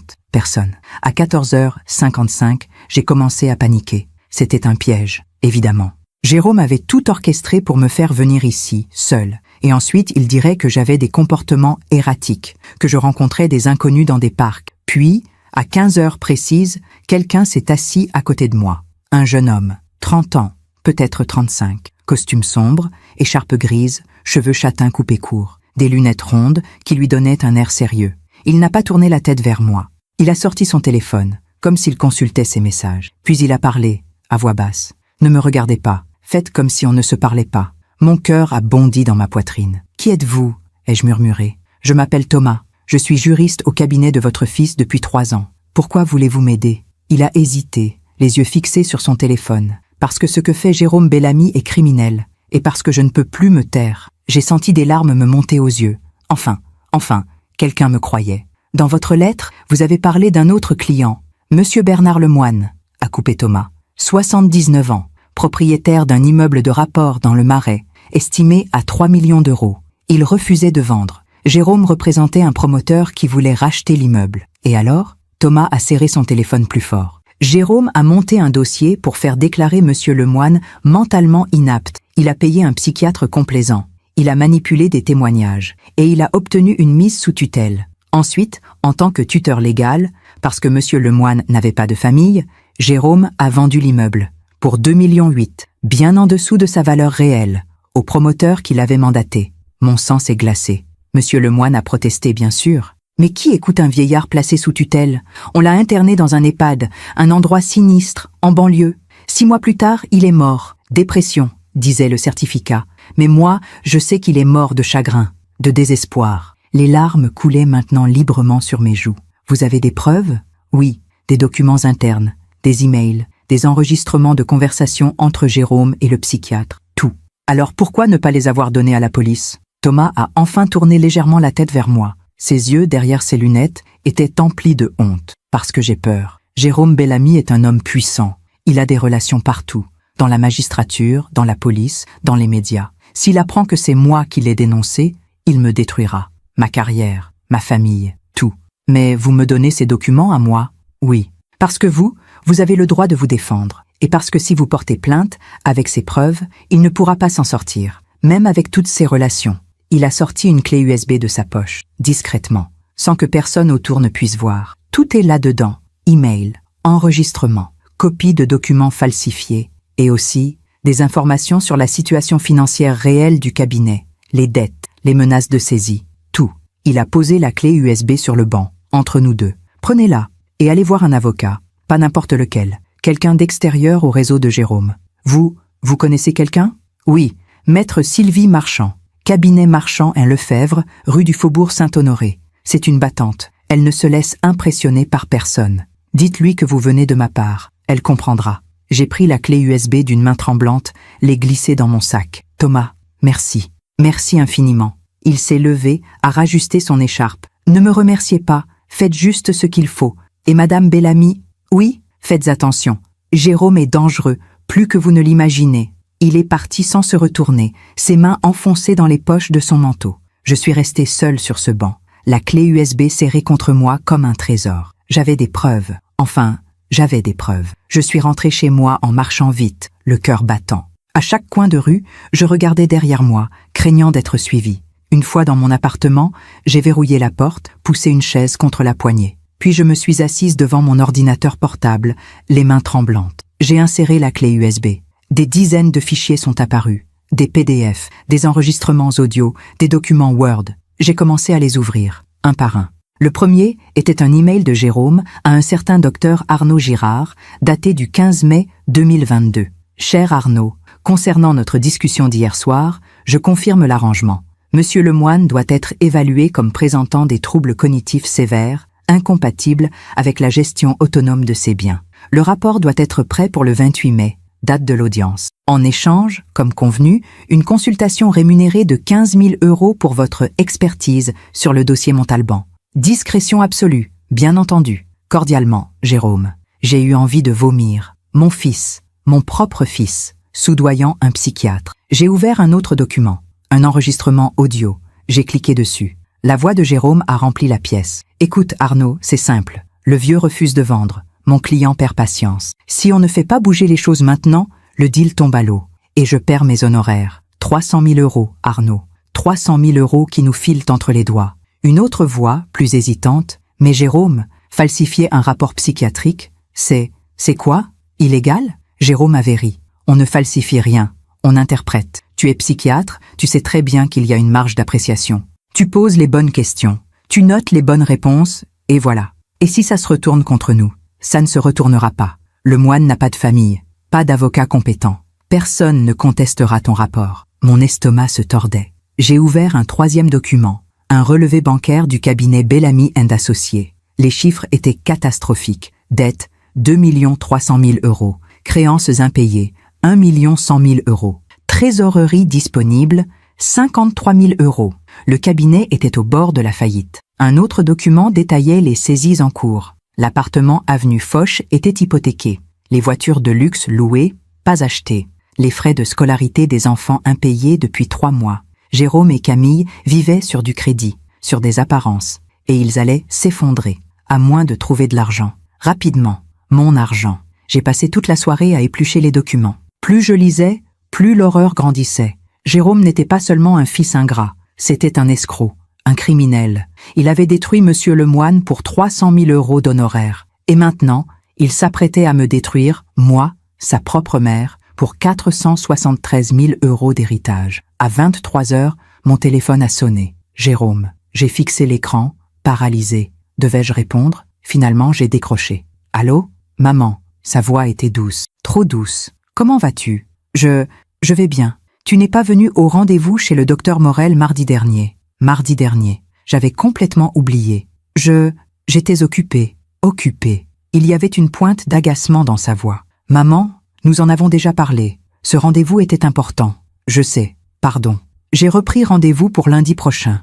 14 heures. Cette fois, j'irai avec toi, pour m'assurer que tu ne t'enfuis pas encore. Ces mots étaient enveloppés de douceur, mais l'intention était claire. Il ne me laisserait plus le choix. Jérôme. Oui, j'ai hésité. Une partie de moi voulait hurler, lui dire que je savais tout, que j'avais les preuves, que j'allais le détruire comme il avait voulu me détruire. Mais une autre partie, plus prudente, plus stratégique, m'a retenue. Si je lui montrais mes cartes maintenant, il trouverait un moyen de s'en sortir, de détruire les preuves, de me faire taire. Non, je devais être plus intelligente. Rien, ai-je finalement murmuré. Je serai là lundi. Parfait. Je passerai te chercher à 13h30. Sois prête. Il a raccroché. J'ai posé le téléphone, les mains tremblantes. Lundi. J'avais jusqu'à lundi. 2 jours pour agir. Le dimanche matin, dès 9h, j'ai appelé le cabinet Marchand & Lefebvre. Évidemment, c'était fermé. Un répondeur automatique. Cabinet Marchand & Lefebvre. Nous sommes actuellement fermés. Pour toute urgence, veuillez envoyer un email à contactermarchandelefebvre.fr. Nous vous recontacterons dans les plus brefs délais.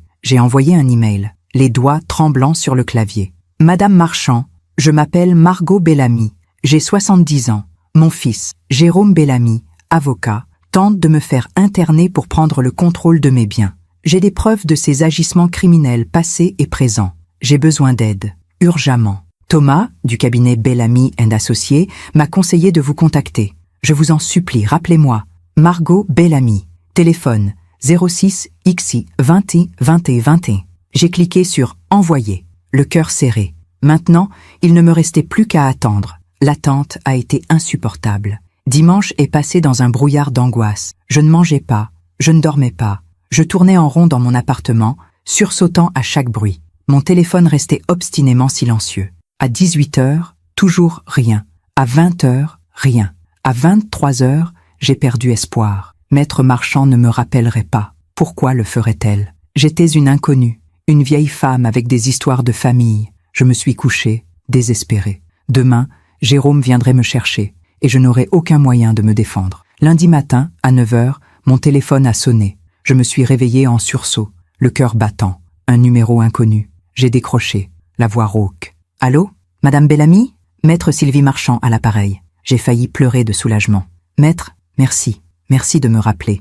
J'ai lu votre email et j'ai consulté les documents que Thomas m'a transmis hier soir. Sa voix était ferme, autoritaire. Madame Bellamy, votre fils est un criminel et nous allons l'arrêter. Des larmes ont jailli de mes yeux. Vous me croyez? Je ne crois pas. Je sais. Les preuves sont accablantes. Pouvez-vous venir à mon cabinet aujourd'hui, le plus tôt possible? Oui, bien sûr. 11h. Venez avec tous les documents que vous possédez. Lettres, emails, relevés bancaires. Tout. J'y serai. Et Madame Bellamy? Oui? Ne voyez pas votre fils aujourd'hui. Inventez une excuse. Dites que vous êtes malade. N'importe quoi. Mais ne le voyez pas. Nous devons agir vite, mais avec précaution. D'accord. À tout à l'heure. Elle a raccroché. Je me suis effondrée sur mon lit, secouée de sanglots. Des sanglots de soulagement. Enfin, quelqu'un allait m'aider. À 11h précises, j'étais dans le bureau de maître Sylvie Marchand. C'était une femme d'une 50aine d'années, petite mais imposante, avec des cheveux courts poivre et sel et des yeux noirs perçants. Elle portait un tailleur strict et des lunettes sans monture. Son bureau était fonctionnel, organisé.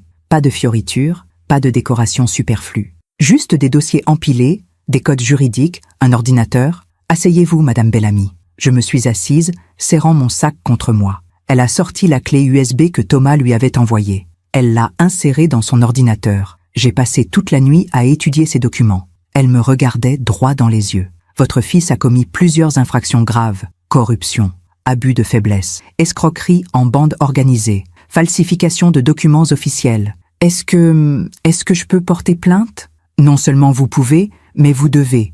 Et nous allons le faire aujourd'hui, maintenant. Maintenant? Oui, nous allons au commissariat. Nous déposons plainte, avec toutes les preuves. Et je demande en parallèle une ordonnance de protection d'urgence pour vous, pour interdire à votre fils de vous approcher.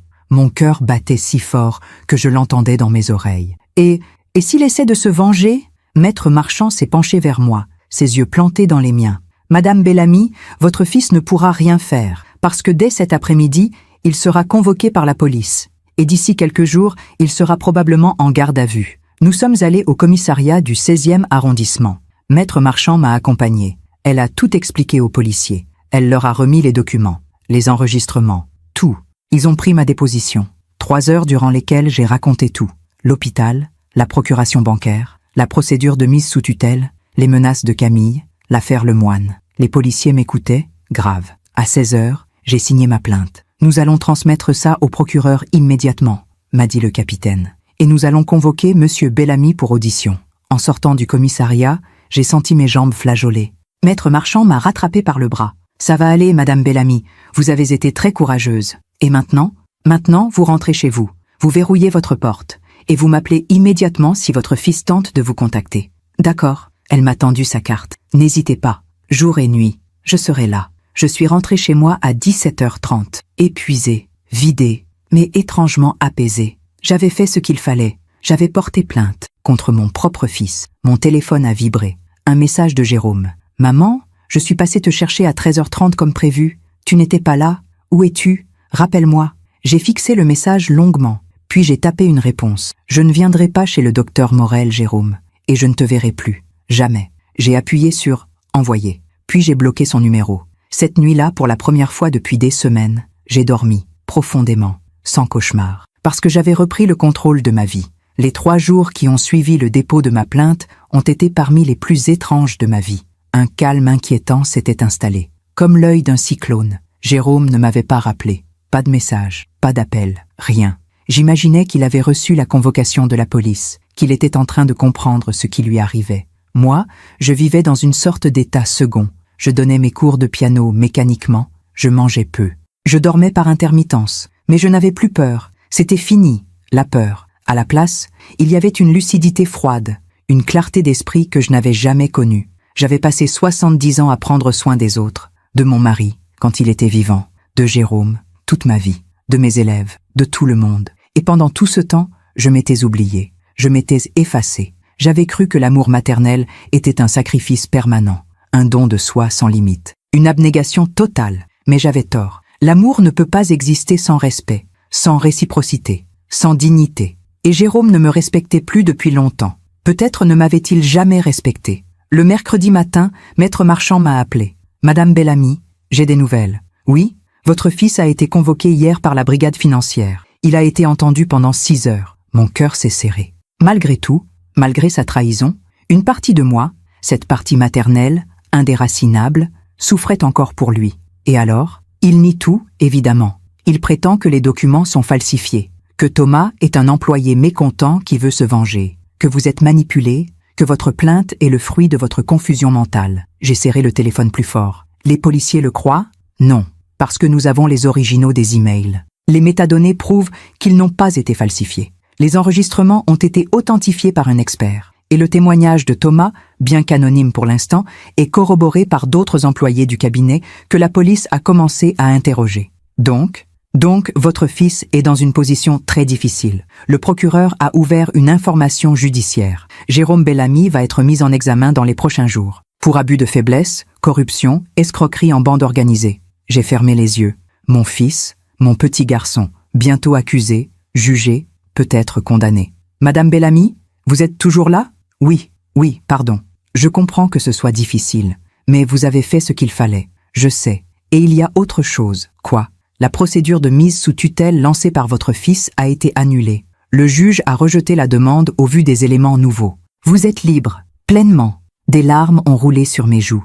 Libre, j'étais libre. Merci, ai-je murmuré. Merci, maître. C'est vous qui avez eu le courage de vous battre, Madame Bellamy. Moi, je n'ai fait que mon travail. Cet après-midi-là, J'ai fait quelque chose que je n'avais pas fait depuis des mois. Je suis sortie me promener. Pas pour faire des courses, pas pour aller quelque part en particulier. Juste pour marcher. J'ai pris le métro jusqu'au jardin du Trocadéro. J'ai marché le long des allées, regardant la tour Eiffel se dresser contre le ciel gris de novembre. Des touristes prenaient des photos.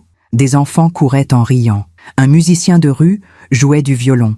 Une mélodie mélancolique et belle. Je me suis assise sur un banc face à la tour et j'ai réfléchi à ma vie, à ce qu'elle avait été, à ce qu'elle allait devenir. Pendant tant d'années, j'avais cru que ma vie avait un sens parce que j'étais la mère de Jérôme. Parce que je l'avais élevé, soutenu, aimé. Mais maintenant que ce lien était brisé, irrémédiablement brisé, qui étais-je? Qui était Margot Bellamy? J'ai sorti la photo de Jérôme enfant de mon sac. Cette photo que je trimballais partout depuis des semaines. Je l'ai regardée longuement. Ce petit garçon aux yeux innocents. Ce petit garçon qui n'existait plus. Puis, lentement, j'ai déchiré la photo. En 2, en 4, en petits morceaux. J'ai laissé les fragments tomber dans la poubelle à côté du banc. Ce n'était pas de la haine. Ce n'était pas de la vengeance. C'était une libération. Je me libérais de ce passé, de cette illusion, de cet amour à sens unique qui m'avait consumé pendant 42 ans. Jérôme avait fait ses choix. Maintenant, j'allais faire les miens. Le lendemain, jeudi, j'ai appelé ma banque. « Bonjour, je voudrais révoquer la procuration bancaire accordée à mon fils. »« Très bien, Madame Bellamy. Je prépare les documents. » Cette fois, personne ne m'a posé de questions. Personne ne m'a regardé avec pitié ou suspicion. Parce que maintenant, j'avais un avocat. Une plainte déposée. Une légitimité. J'ai signé les papiers. Jérôme n'avait plus accès à mes comptes. Ensuite, j'ai demandé à consulter mes relevés des 6 derniers mois. Tout était en ordre. Jérôme n'avait effectué aucun retrait, aucun virement. Il avait juste consulté mes soldes, comme Thomas me l'avait dit. Mais ce qui m'a frappé, c'est autre chose. Mes économies, mes 53 000 € en actions, avaient en fructifié. Grâce aux intérêts composés, elles valaient maintenant près de 60 000 €. Et mon appartement, selon la dernière estimation de l'agence immobilière que j'avais contactée par curiosité, valait désormais 480 000 €. Au total, j'avais un patrimoine de 540 000 €, plus que ce que Jérôme avait cru. Une somme qui pour lui aurait été la planche de salut, mais qu'il ne verrait jamais. Le vendredi, j'ai reçu une lettre, pas recommandée, juste une lettre normale, glissée dans ma boîte aux lettres. L'écriture était celle de Jérôme. J'ai hésité longtemps avant de l'ouvrir. Finalement, je l'ai fait. Maman, je sais que tu ne veux plus me parler. Je sais que tu as porté plainte contre moi. Je sais que tu me hais. Mais il faut que tu saches quelque chose. Je n'ai jamais voulu te faire du mal. J'étais désespérée. Le cabinet coulait. Camille menaçait de me quitter si je ne trouvais pas une solution. Les créanciers nous poursuivaient. J'avais peur de tout perdre. Ma carrière, ma famille, ma réputation. Et oui, j'ai pensé à ton argent. Oui, j'ai pensé que si tu étais placé sous tutelle, je pourrais gérer tes biens. Pas pour te voler, juste pour emprunter, pour me remettre à flot. Et ensuite, je t'aurais tout rendu. Je te le jure. Mais je me suis trompée. J'ai été lâche. J'ai trahi ta confiance. Et maintenant, je vais payer pour ça. La police va m'arrêter. Je vais perdre mon cabinet, mon barreau, tout. Camille est partie. Elle a pris les enfants. Elle a demandé le divorce. Je suis seule. Comme toi, tu l'as été pendant toutes ces années. Je comprends maintenant ce que tu as enduré. Élever un enfant seul, te sacrifier, ne jamais te plaindre. Et moi, je t'ai remercié en essayant de te détruire. Je ne te demande pas de me pardonner. Je ne le mérite pas. Je te demande juste de savoir que je regrette, profondément. Et que malgré tout, malgré mes erreurs, malgré mes crimes, je t'ai aimé. À ma façon. Mal. Égoïstement. Mais je t'ai aimé. Adieu, maman. Jérôme. J'ai lu la lettre 3 fois. Et je n'ai rien ressenti. Ni pitié, ni colère, ni tristesse. Juste rien. Parce que cette lettre, ce n'était pas des excuses sincères. C'était une ultime manipulation. Jérôme essayait encore de m'attendrir, de jouer sur mon amour maternel, de me faire croire qu'il regrettait vraiment. Mais il ne regrettait qu'une chose, d'avoir été pris. S'il avait réussi son plan, si je m'étais laissé interner, si j'avais perdu mes droits, il n'aurait jamais écrit cette lettre. Il aurait pris mon argent et m'aurait oublié. J'ai plié la lettre soigneusement et je l'ai rangée dans un tiroir. Peut-être qu'un jour, je la ressortirai pour me rappeler qui il était vraiment. Mais pour l'instant, je devais avancer. Le samedi, j'ai fait quelque chose que je n'avais pas fait depuis des années. J'ai invité quelqu'un chez moi, Madame Laurentin, ma voisine du 3e étage. Je lui avais rarement parlé au-delà des politesses d'usage. Mais ces derniers jours, elle m'avait souri chaleureusement chaque fois que nous nous croisions dans l'escalier, comme si elle sentait que quelque chose avait changé en moi. Je l'ai invitée pour le thé. l'après-midi. Elle est arrivée avec un bouquet de fleurs et une boîte de macarons. Margot, quelle délicieuse surprise! Nous nous sommes installés dans mon petit salon. J'ai préparé du thé Earl Grey et disposé les macarons sur une assiette en porcelaine. Au début, nous avons parlé de choses banales, la météo, les travaux dans l'immeuble, les commerçants du quartier. Puis, doucement, la conversation a dérivé. « Margot, » a dit Madame Laurentin en posant sa tasse, « pardonnez ma curiosité, mais vous semblez différente ces derniers jours, plus légère, comme si un poids avait été enlevé de vos épaules. » J'ai souri tristement. « C'est exactement ça, un poids a été enlevé. » « Votre fils ?» J'ai cligné des yeux. Surprise. « Comment ? Je suis vieille, ma chère, mais pas aveugle. » Elle a souri gentiment. « Je vous ai vu vous effondrer ces dernières semaines, pâle, maigre, effrayée. Et j'ai vu cette jeune femme blonde venir ici, arrogante, pressée. Votre belle-fille, je suppose. » J'ai hoché la tête, la gorge serrée. Alors j'ai deviné. Madame Laurentin a posé sa main sur la mienne. « Les familles, parfois, sont plus cruelles que les étrangers. Oui, et vous avez trouvé la force de vous défendre. Oui. » Elle a serré ma main doucement. « Je suis fière de vous, Margot. Vraiment. » Ces mots simples, venant d'une femme que je connaissais à peine, m'ont fait plus de bien que toutes les déclarations d'amour de Jérôme n'en avaient jamais fait, parce qu'ils étaient sincères, parce qu'ils ne demandaient rien en retour. Le dimanche soir, j'ai écrit quelque chose que je n'avais jamais écrit de ma vie. Une lettre, pas à Jérôme, à moi-même. « Chère Margot, tu as 70 ans. Tu as survécu à la mort de ton mari. Tu as élevé seul un enfant. Tu as travaillé dur toute ta vie. Tu as donné tout ce que tu avais. Et aujourd'hui, tu as fait la chose la plus difficile qu'une mère puisse faire. Tu as choisi de te protéger plutôt que de protéger ton enfant. Ce n'était pas égoïste. Ce n'était pas cruel. C'était juste. C'était moral. C'était nécessaire. Jérôme a fait ses choix. Il en subira les conséquences. Ce n'est pas ta faute. Tu n'as pas échoué comme mère. Tu as juste aimé quelqu'un qui n'a pas su t'aimer en retour. Mais maintenant, tu es libre. Libre de vivre pour toi. Libre de choisir comment tu veux passer les années qui te restent. Libre d'être heureuse. Tu as gagné ce droit. Alors, ne le gaspille pas en regret ou en culpabilité. Vis avec amour, Margot.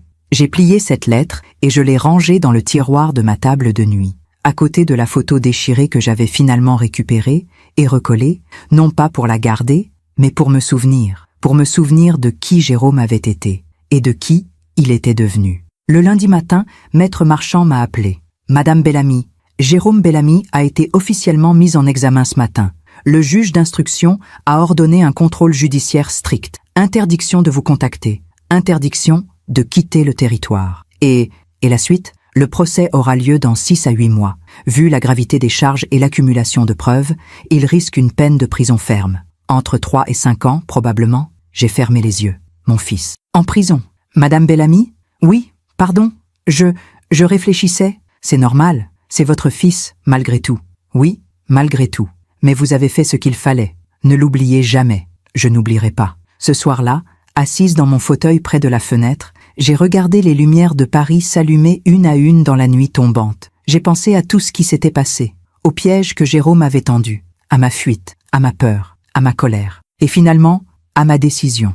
Je ne m'étais pas vengé. Je ne l'avais pas détruit par cruauté. Je m'étais juste défendu, avec dignité, avec lucidité, avec justice. Et maintenant, le karma ferait le reste. Parce que la vie, j'en étais certaine maintenant, finit toujours par rendre ce qu'on lui donne. Jérôme avait semé la trahison, la manipulation, la cruauté. Il récoltait la solitude, la honte, la ruine. Ce n'était pas moi qui le punissais, c'était la vie elle-même. 3 mois ont passé. 3 mois pendant lesquels ma vie a changé d'une manière que je n'aurais jamais imaginée. Février est arrivé, avec ses matins glacés et ses après-midi où le soleil perce timidement les nuages. Paris était belle, comme toujours en hiver, froide, mais lumineuse. J'avais repris goût à la vie. Mes cours de piano continuaient, mais j'y avais ajouté quelque chose de nouveau. J'avais commencé à donner des leçons bénévoles dans une maison de retraite du quartier. 2 fois par semaine, je venais jouer pour les résidents.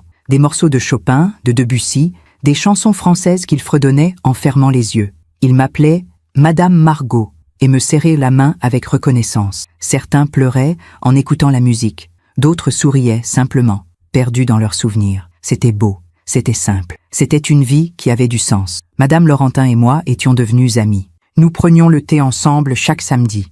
Nous parlions de tout et de rien, de nos vies passées, de nos regrets, de nos espoirs. Elle m'avait présenté à un petit groupe de femmes du quartier, toutes veuves ou célibataires, toutes dans la soixantaine ou la soixantaine avancée. Nous avions formé une sorte de club informel. Nous allions au cinéma ensemble. Nous visitions des expositions. Nous déjeunions dans de petits restaurants. Pour la première fois depuis des décennies, je n'étais plus seule. Et je réalisais à quel point j'avais été seule pendant toutes ces années où Jérôme était censé être là. En février, Maître Marchand m'a tenu informé de l'évolution de l'affaire. L'instruction judiciaire avançait. Le dossier contre Jérôme s'alourdissait de semaine en semaine. D'autres victimes s'étaient manifestées. 3 personnes âgées qui avaient été manipulées par Jérôme au cours des 5 dernières années. Toutes avaient des histoires similaires. Pression psychologique, menaces déguisées, tentatives de mise sous tutelle. L'une d'elles, Madame Hélène Moreau, 80 ans, avait accepté de témoigner publiquement. « Il m'avait convaincu que ma fille voulait me voler », racontait-elle dans un article du Parisien que Maître Marchand m'avait montré. « Il me disait qu'il fallait que je change mon testament, que je lui donne procuration, que c'était pour me protéger. J'ai failli le faire. Puis ma fille est venue me voir et j'ai compris que M. Bellamy mentait. La réputation de Jérôme était détruite. Les journaux parlaient de lui comme du prédateur en costume. Le barreau de Paris avait ouvert une procédure disciplinaire. Plusieurs de ses anciens clients demandèrent la révision de leur dossier. Son cabinet avait fermé. Ses associés l'avaient abandonné. Sa secrétaire, ses juristes, tous étaient repartis. Jérôme était ruiné, professionnellement, financièrement, socialement. Un matin de mars, j'ai reçu une visite inattendue. On a sonné à ma porte vers 10 heures. En regardant par l'œilleton, j'ai vu une jeune femme blonde, élégante, que je ne connaissais pas. « Oui ?» ai-je demandé à travers la porte, sans ouvrir. « Madame Bellamy, je suis Sophie Renaud, journaliste au Monde. J'aimerais vous parler de votre fils. » Mon sang s'est glacé. Je n'ai rien à déclarer. « S'il vous plaît, madame, juste 5 minutes. Je ne veux pas vous piéger. Je veux juste comprendre. » J'ai hésité. Puis j'ai ouvert la porte, laissant la chaîne de sécurité accrochée. La jeune femme avait un visage doux, sincère. Elle portait un manteau beige et un sac en cuir sobre. « Que voulez-vous savoir ? Je travaille sur un article de fond sur les abus de faiblesse commis par des professionnels du droit. Votre histoire, elle est emblématique. Emblématique. » J'ai souri amèrement. C'est un joli mot pour dire tragique. « Oui, pardon. » Elle a eu l'air gênée. « Écoutez, je ne veux pas vous forcer. Mais si vous acceptiez de témoigner, anonymement, si vous préférez, cela pourrait aider d'autres victimes, leur montrer qu'elles peuvent se défendre. » J'ai réfléchi longuement. Puis, j'ai détaché la chaîne et ouvert la porte. « Entrez. » Nous avons parlé pendant 2 heures. Je lui ai raconté tout.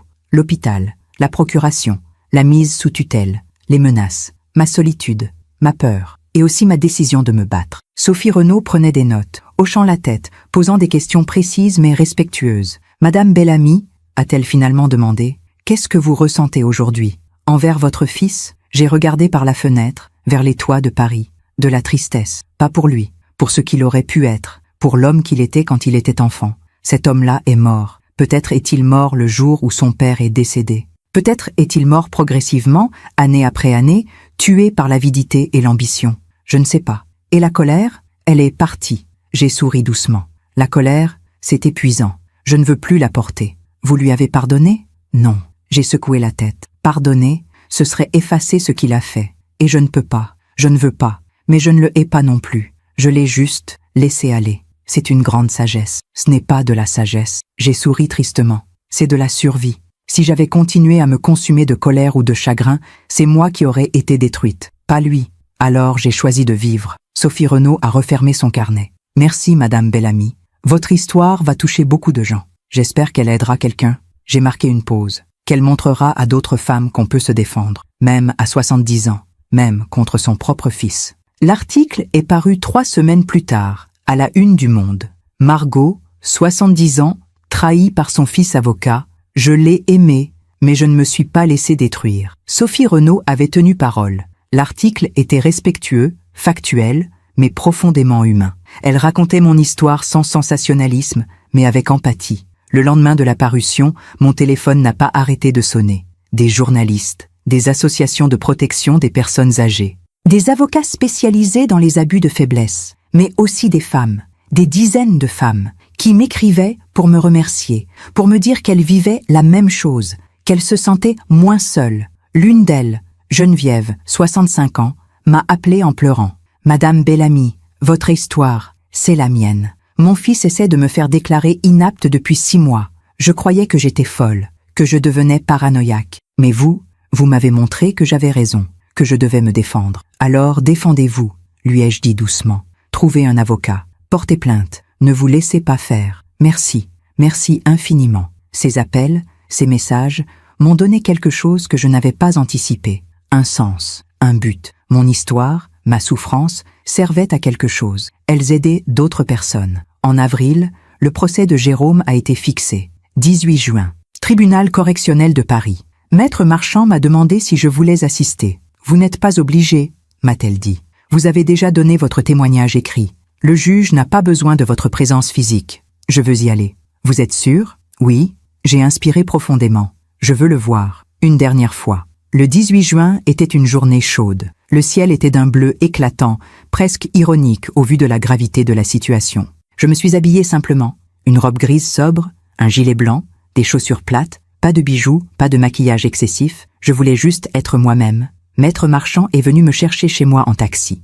Nous sommes arrivés au palais de justice de Paris à 9 heures. L'audience devait commencer à 10 heures. La salle d'audience était immense, imposante. Des boiseries sombres, des drapeaux français, le buste de Marianne au-dessus du siège du juge. J'ai pris place dans le public, au premier rang, et j'ai attendu. À 10 heures précises, les portes se sont ouvertes. Jérôme est entré, encadré par 2 gendarmes. Mon cœur s'est arrêté. Il avait tellement changé. En 3 mois, il avait vieilli de 10 ans. Ses cheveux grisonnaient, son visage était creusé, pâle, ses épaules étaient voûtées. Il portait un costume foncé, mais froissé, mal ajusté. Il n'avait plus rien de l'avocat brillant et arrogant que j'avais connu. Il ressemblait à ce qu'il était devenu, un homme brisé. Nos regards se sont croisés. Pendant une seule seconde, j'ai vu quelque chose passer dans ses yeux. De la honte, du regret, de la tristesse, je ne sais pas. Puis, il a détourné le regard et s'est assis à côté de son avocat. Le procès a duré toute la journée.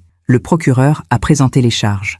Abus de faiblesse sur personnes vulnérables, corruption, escroquerie en bande organisée, faux et usage de faux. Les témoignages se sont succédés. Thomas, le juriste qui m'avait aidé, a témoigné par vidéo, son visage masqué pour protéger son identité. Il a raconté tout, les emails, les arrangements, les victimes.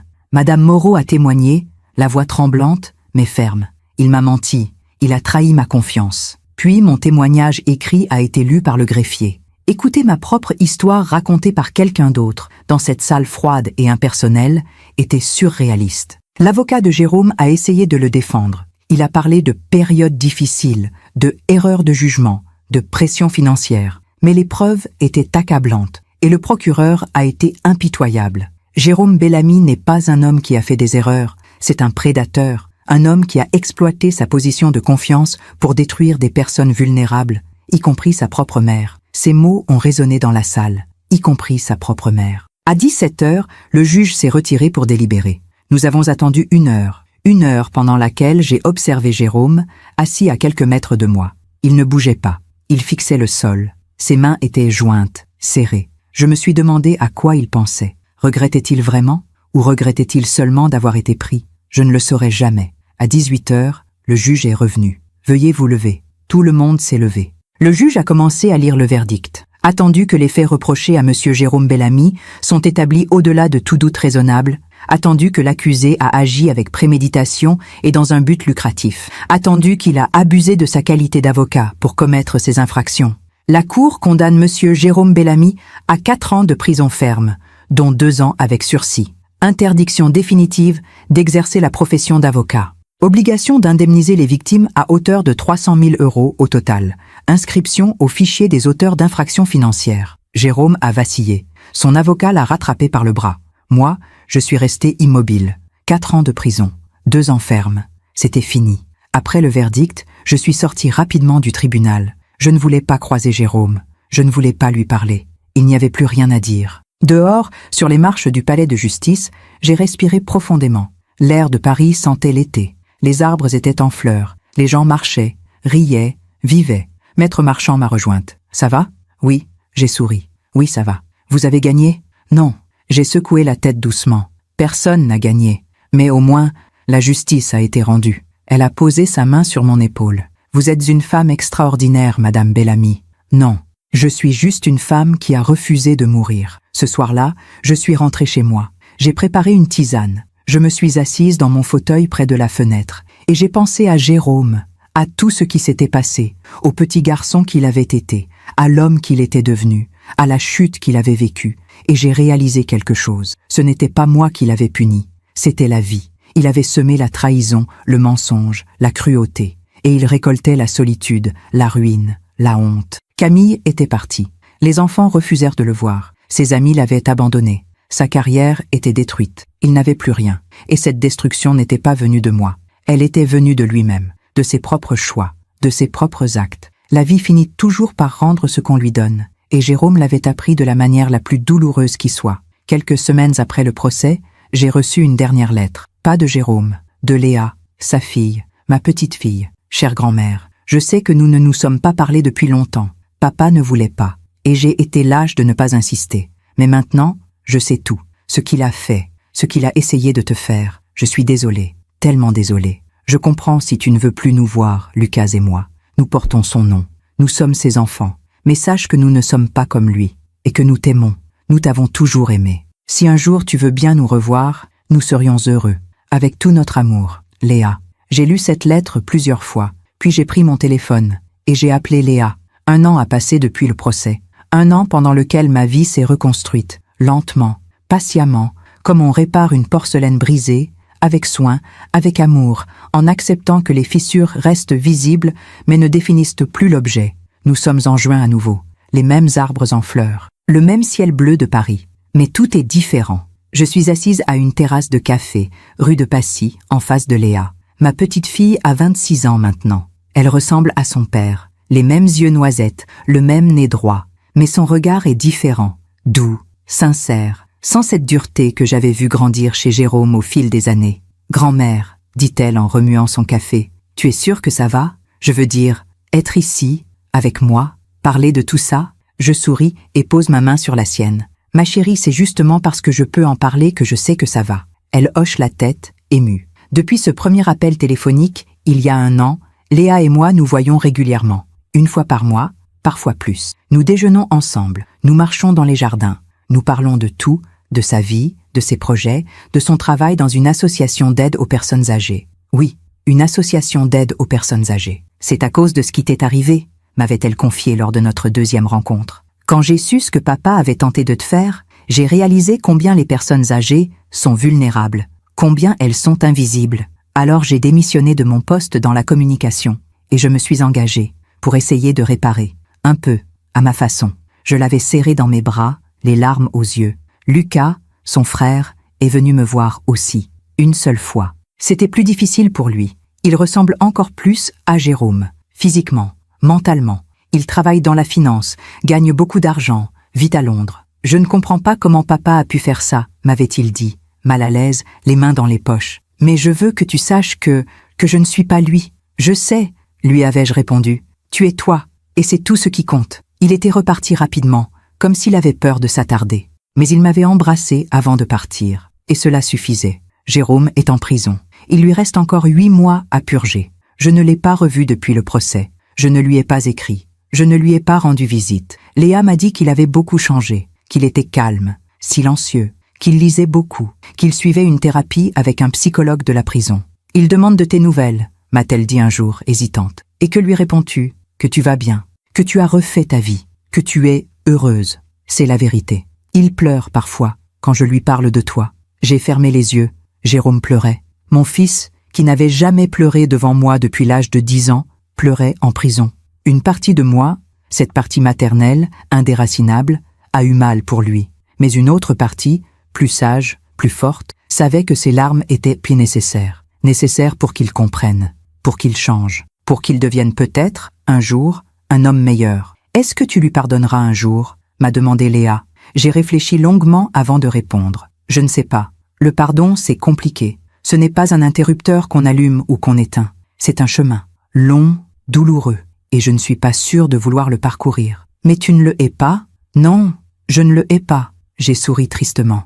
La haine demande trop d'énergie. Et j'ai décidé de consacrer mon énergie à autre chose, à vivre, à aimer, à aider. Ma vie aujourd'hui est riche d'une manière que je n'aurais jamais imaginée. J'ai gardé mon appartement, mon petit 3 pièces au 4e étage sans ascenseur, mes élèves de piano, mes souvenirs. Mais j'ai ajouté tellement de choses. Les cours bénévoles à la maison de retraite sont devenus un vrai engagement. J'y vais 3 fois par semaine maintenant. Certains résidents m'attendent avec impatience. « Madame Margot, vous allez nous jouer du Chopin aujourd'hui ?» Je joue, ils écoutent, ils pleurent, ils sourient, ils applaudissent, et je me sens utile. Mon groupe d'amis s'est agrandi. Nous sommes maintenant 7 femmes, toutes entre 60 et 80 ans, qui nous retrouvons chaque semaine. Nous allons au théâtre, nous visitons des musées, nous organisons des pique-niques au jardin du Luxembourg quand il fait beau. L'une d'elles, Colette, m'a dit un jour « Tu sais Margot, tu nous as inspirés. Après ton histoire dans le monde, j'ai décidé de porter plainte contre mon neveu qui essayait de me forcer à vendre ma maison. Grâce à toi, j'ai eu le courage. » Ces mots m'ont profondément touchée, parce qu'ils donnaient un sens à ma souffrance. Il y a 3 mois, j'ai fait quelque chose d'incroyable. J'ai voyagé, seule, pour la première fois de ma vie. Je suis allée en Italie, à Florence, 5 jours. J'ai toujours rêvé de voir Florence, ses cathédrales, ses musées, ses ponts. Mais Henri était mort avant qu'on puisse y aller. Et après, je n'avais jamais osé. Voyager seule, à mon âge, c'était impensable. Mais après tout ce que j'avais traversé, l'impensable était devenu possible. J'ai marché dans les rues pavées. J'ai admiré le David de Michel-Ange. J'ai mangé des glaces sur le Ponte Vecchio. J'ai regardé le coucher de soleil sur l'Arno. Et je me suis sentie vivante. Totalement, pleinement vivante. J'ai même rencontré quelqu'un. Un homme, italien, veuf lui aussi, 73 ans. Professeur d'histoire de l'art à la retraite. Nous avons parlé pendant des heures dans un petit café près de Santa Croce. Il m'a raconté sa vie, ses enfants, ses petits-enfants, sa femme, décédée il y a 5 ans. Je lui ai raconté la mienne, tout. Henri, Jérôme, la trahison, le procès. Il m'a écouté avec une attention rare. Puis il a dit quelque chose qui m'a marqué. « Margot, tu es une survivante, pas une victime. Il y a une différence. Les victimes subissent. Les survivantes se relèvent. Nous avons échangé nos adresses e-mail. Nous nous écrivons régulièrement. Rien de romantique. Pas à notre âge. Juste une amitié. Une belle amitié. Et c'est suffisant. Hier, j'ai reçu une lettre de Thomas. Oui, Thomas, le juriste qui m'avait aidé. Il a quitté le monde du droit. Il travaille maintenant pour une ONG qui défend les droits des personnes âgées. « Madame Bellamy, écrivait-il, votre courage m'a inspiré. J'en avais assez de travailler dans un système où l'argent prime sur l'humain. Grâce à vous, j'ai trouvé le courage de changer. Merci. » J'ai pleuré en lisant cette lettre, des larmes de joie, parce que ma souffrance avait créé quelque chose de beau. Elle avait poussé Thomas à changer de vie. Elle avait poussé Léa à s'engager. Elle avait encouragé d'autres victimes à se défendre. Ma douleur n'avait pas été vaine. Ce matin, en me levant, je me suis regardée dans le miroir. Une femme de 71 ans me fixait. Des cheveux gris, des rides, des mains marquées par le temps, mais aussi des yeux vivants, un sourire apaisé, une dignité intacte. Je ne suis plus la femme que j'étais il y a 1 an. Cette femme apeurée, soumise, qui se laissait écraser par son propre fils. Je suis devenue quelqu'un d'autre, quelqu'un de plus fort, de plus sage, de plus libre. Aujourd'hui, j'ai décidé d'écrire cette histoire, pas pour moi, pas pour Jérôme, pour vous, pour toutes celles et tous ceux qui m'écoutent. Parce que si mon histoire peut aider ne serait-ce qu'une personne, une seule, à ouvrir les yeux, à refuser la manipulation, à se défendre, à choisir la dignité plutôt que la soumission, alors tout cela aura eu un sens. Je voudrais vous dire quelque chose. Si vous vivez une situation similaire, si quelqu'un, même votre propre famille, essaie de vous contrôler, de vous manipuler, de vous faire disparaître, n'ayez pas peur de dire non. N'ayez pas peur de vous défendre. N'ayez pas peur de demander de l'aide. Vous avez le droit de vivre. Vous avez le droit d'être respecté. Vous avez le droit de protéger ce qui vous appartient. Votre argent, votre liberté, votre dignité. Et personne, absolument personne, n'a le droit de vous enlever ça. Même pas vos enfants. Surtout pas vos enfants. L'amour familial, c'est beau, c'est sacré. Mais l'amour ne peut pas exister sans respect. Et si quelqu'un vous trahit, vous manipule, vous détruit au nom de l'amour, ce n'est plus de l'amour, c'est de l'abus. Et vous avez le droit de partir. Vous avez le droit de couper les ponts. Vous avez le droit de vous sauver. Jérôme va sortir de prison dans quelques mois. Je ne sais pas ce qu'il fera, s'il a vraiment changé, s'il a compris. Peut-être qu'un jour, il viendra sonner à ma porte, qu'il me demandera pardon. Vraiment pardon.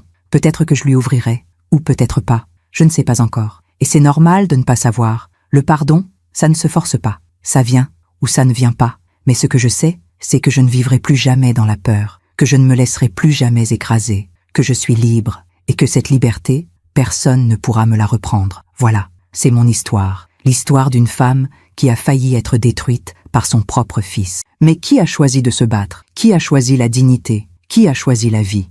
Et qui, aujourd'hui, peut dire avec certitude « Je suis Margot Bellamy, j'ai 71 ans et je suis heureuse. Merci de m'avoir écouté jusqu'au bout. » Si cette histoire a touché votre cœur, abonnez-vous et activez la cloche pour entendre d'autres femmes qui ont transformé la douleur en sagesse. Chaque jour, une femme, une leçon de vie. Partagez cette histoire avec quelqu'un que vous aimez. Parfois, une histoire change toute une journée. Que Dieu vous bénisse et à très bientôt.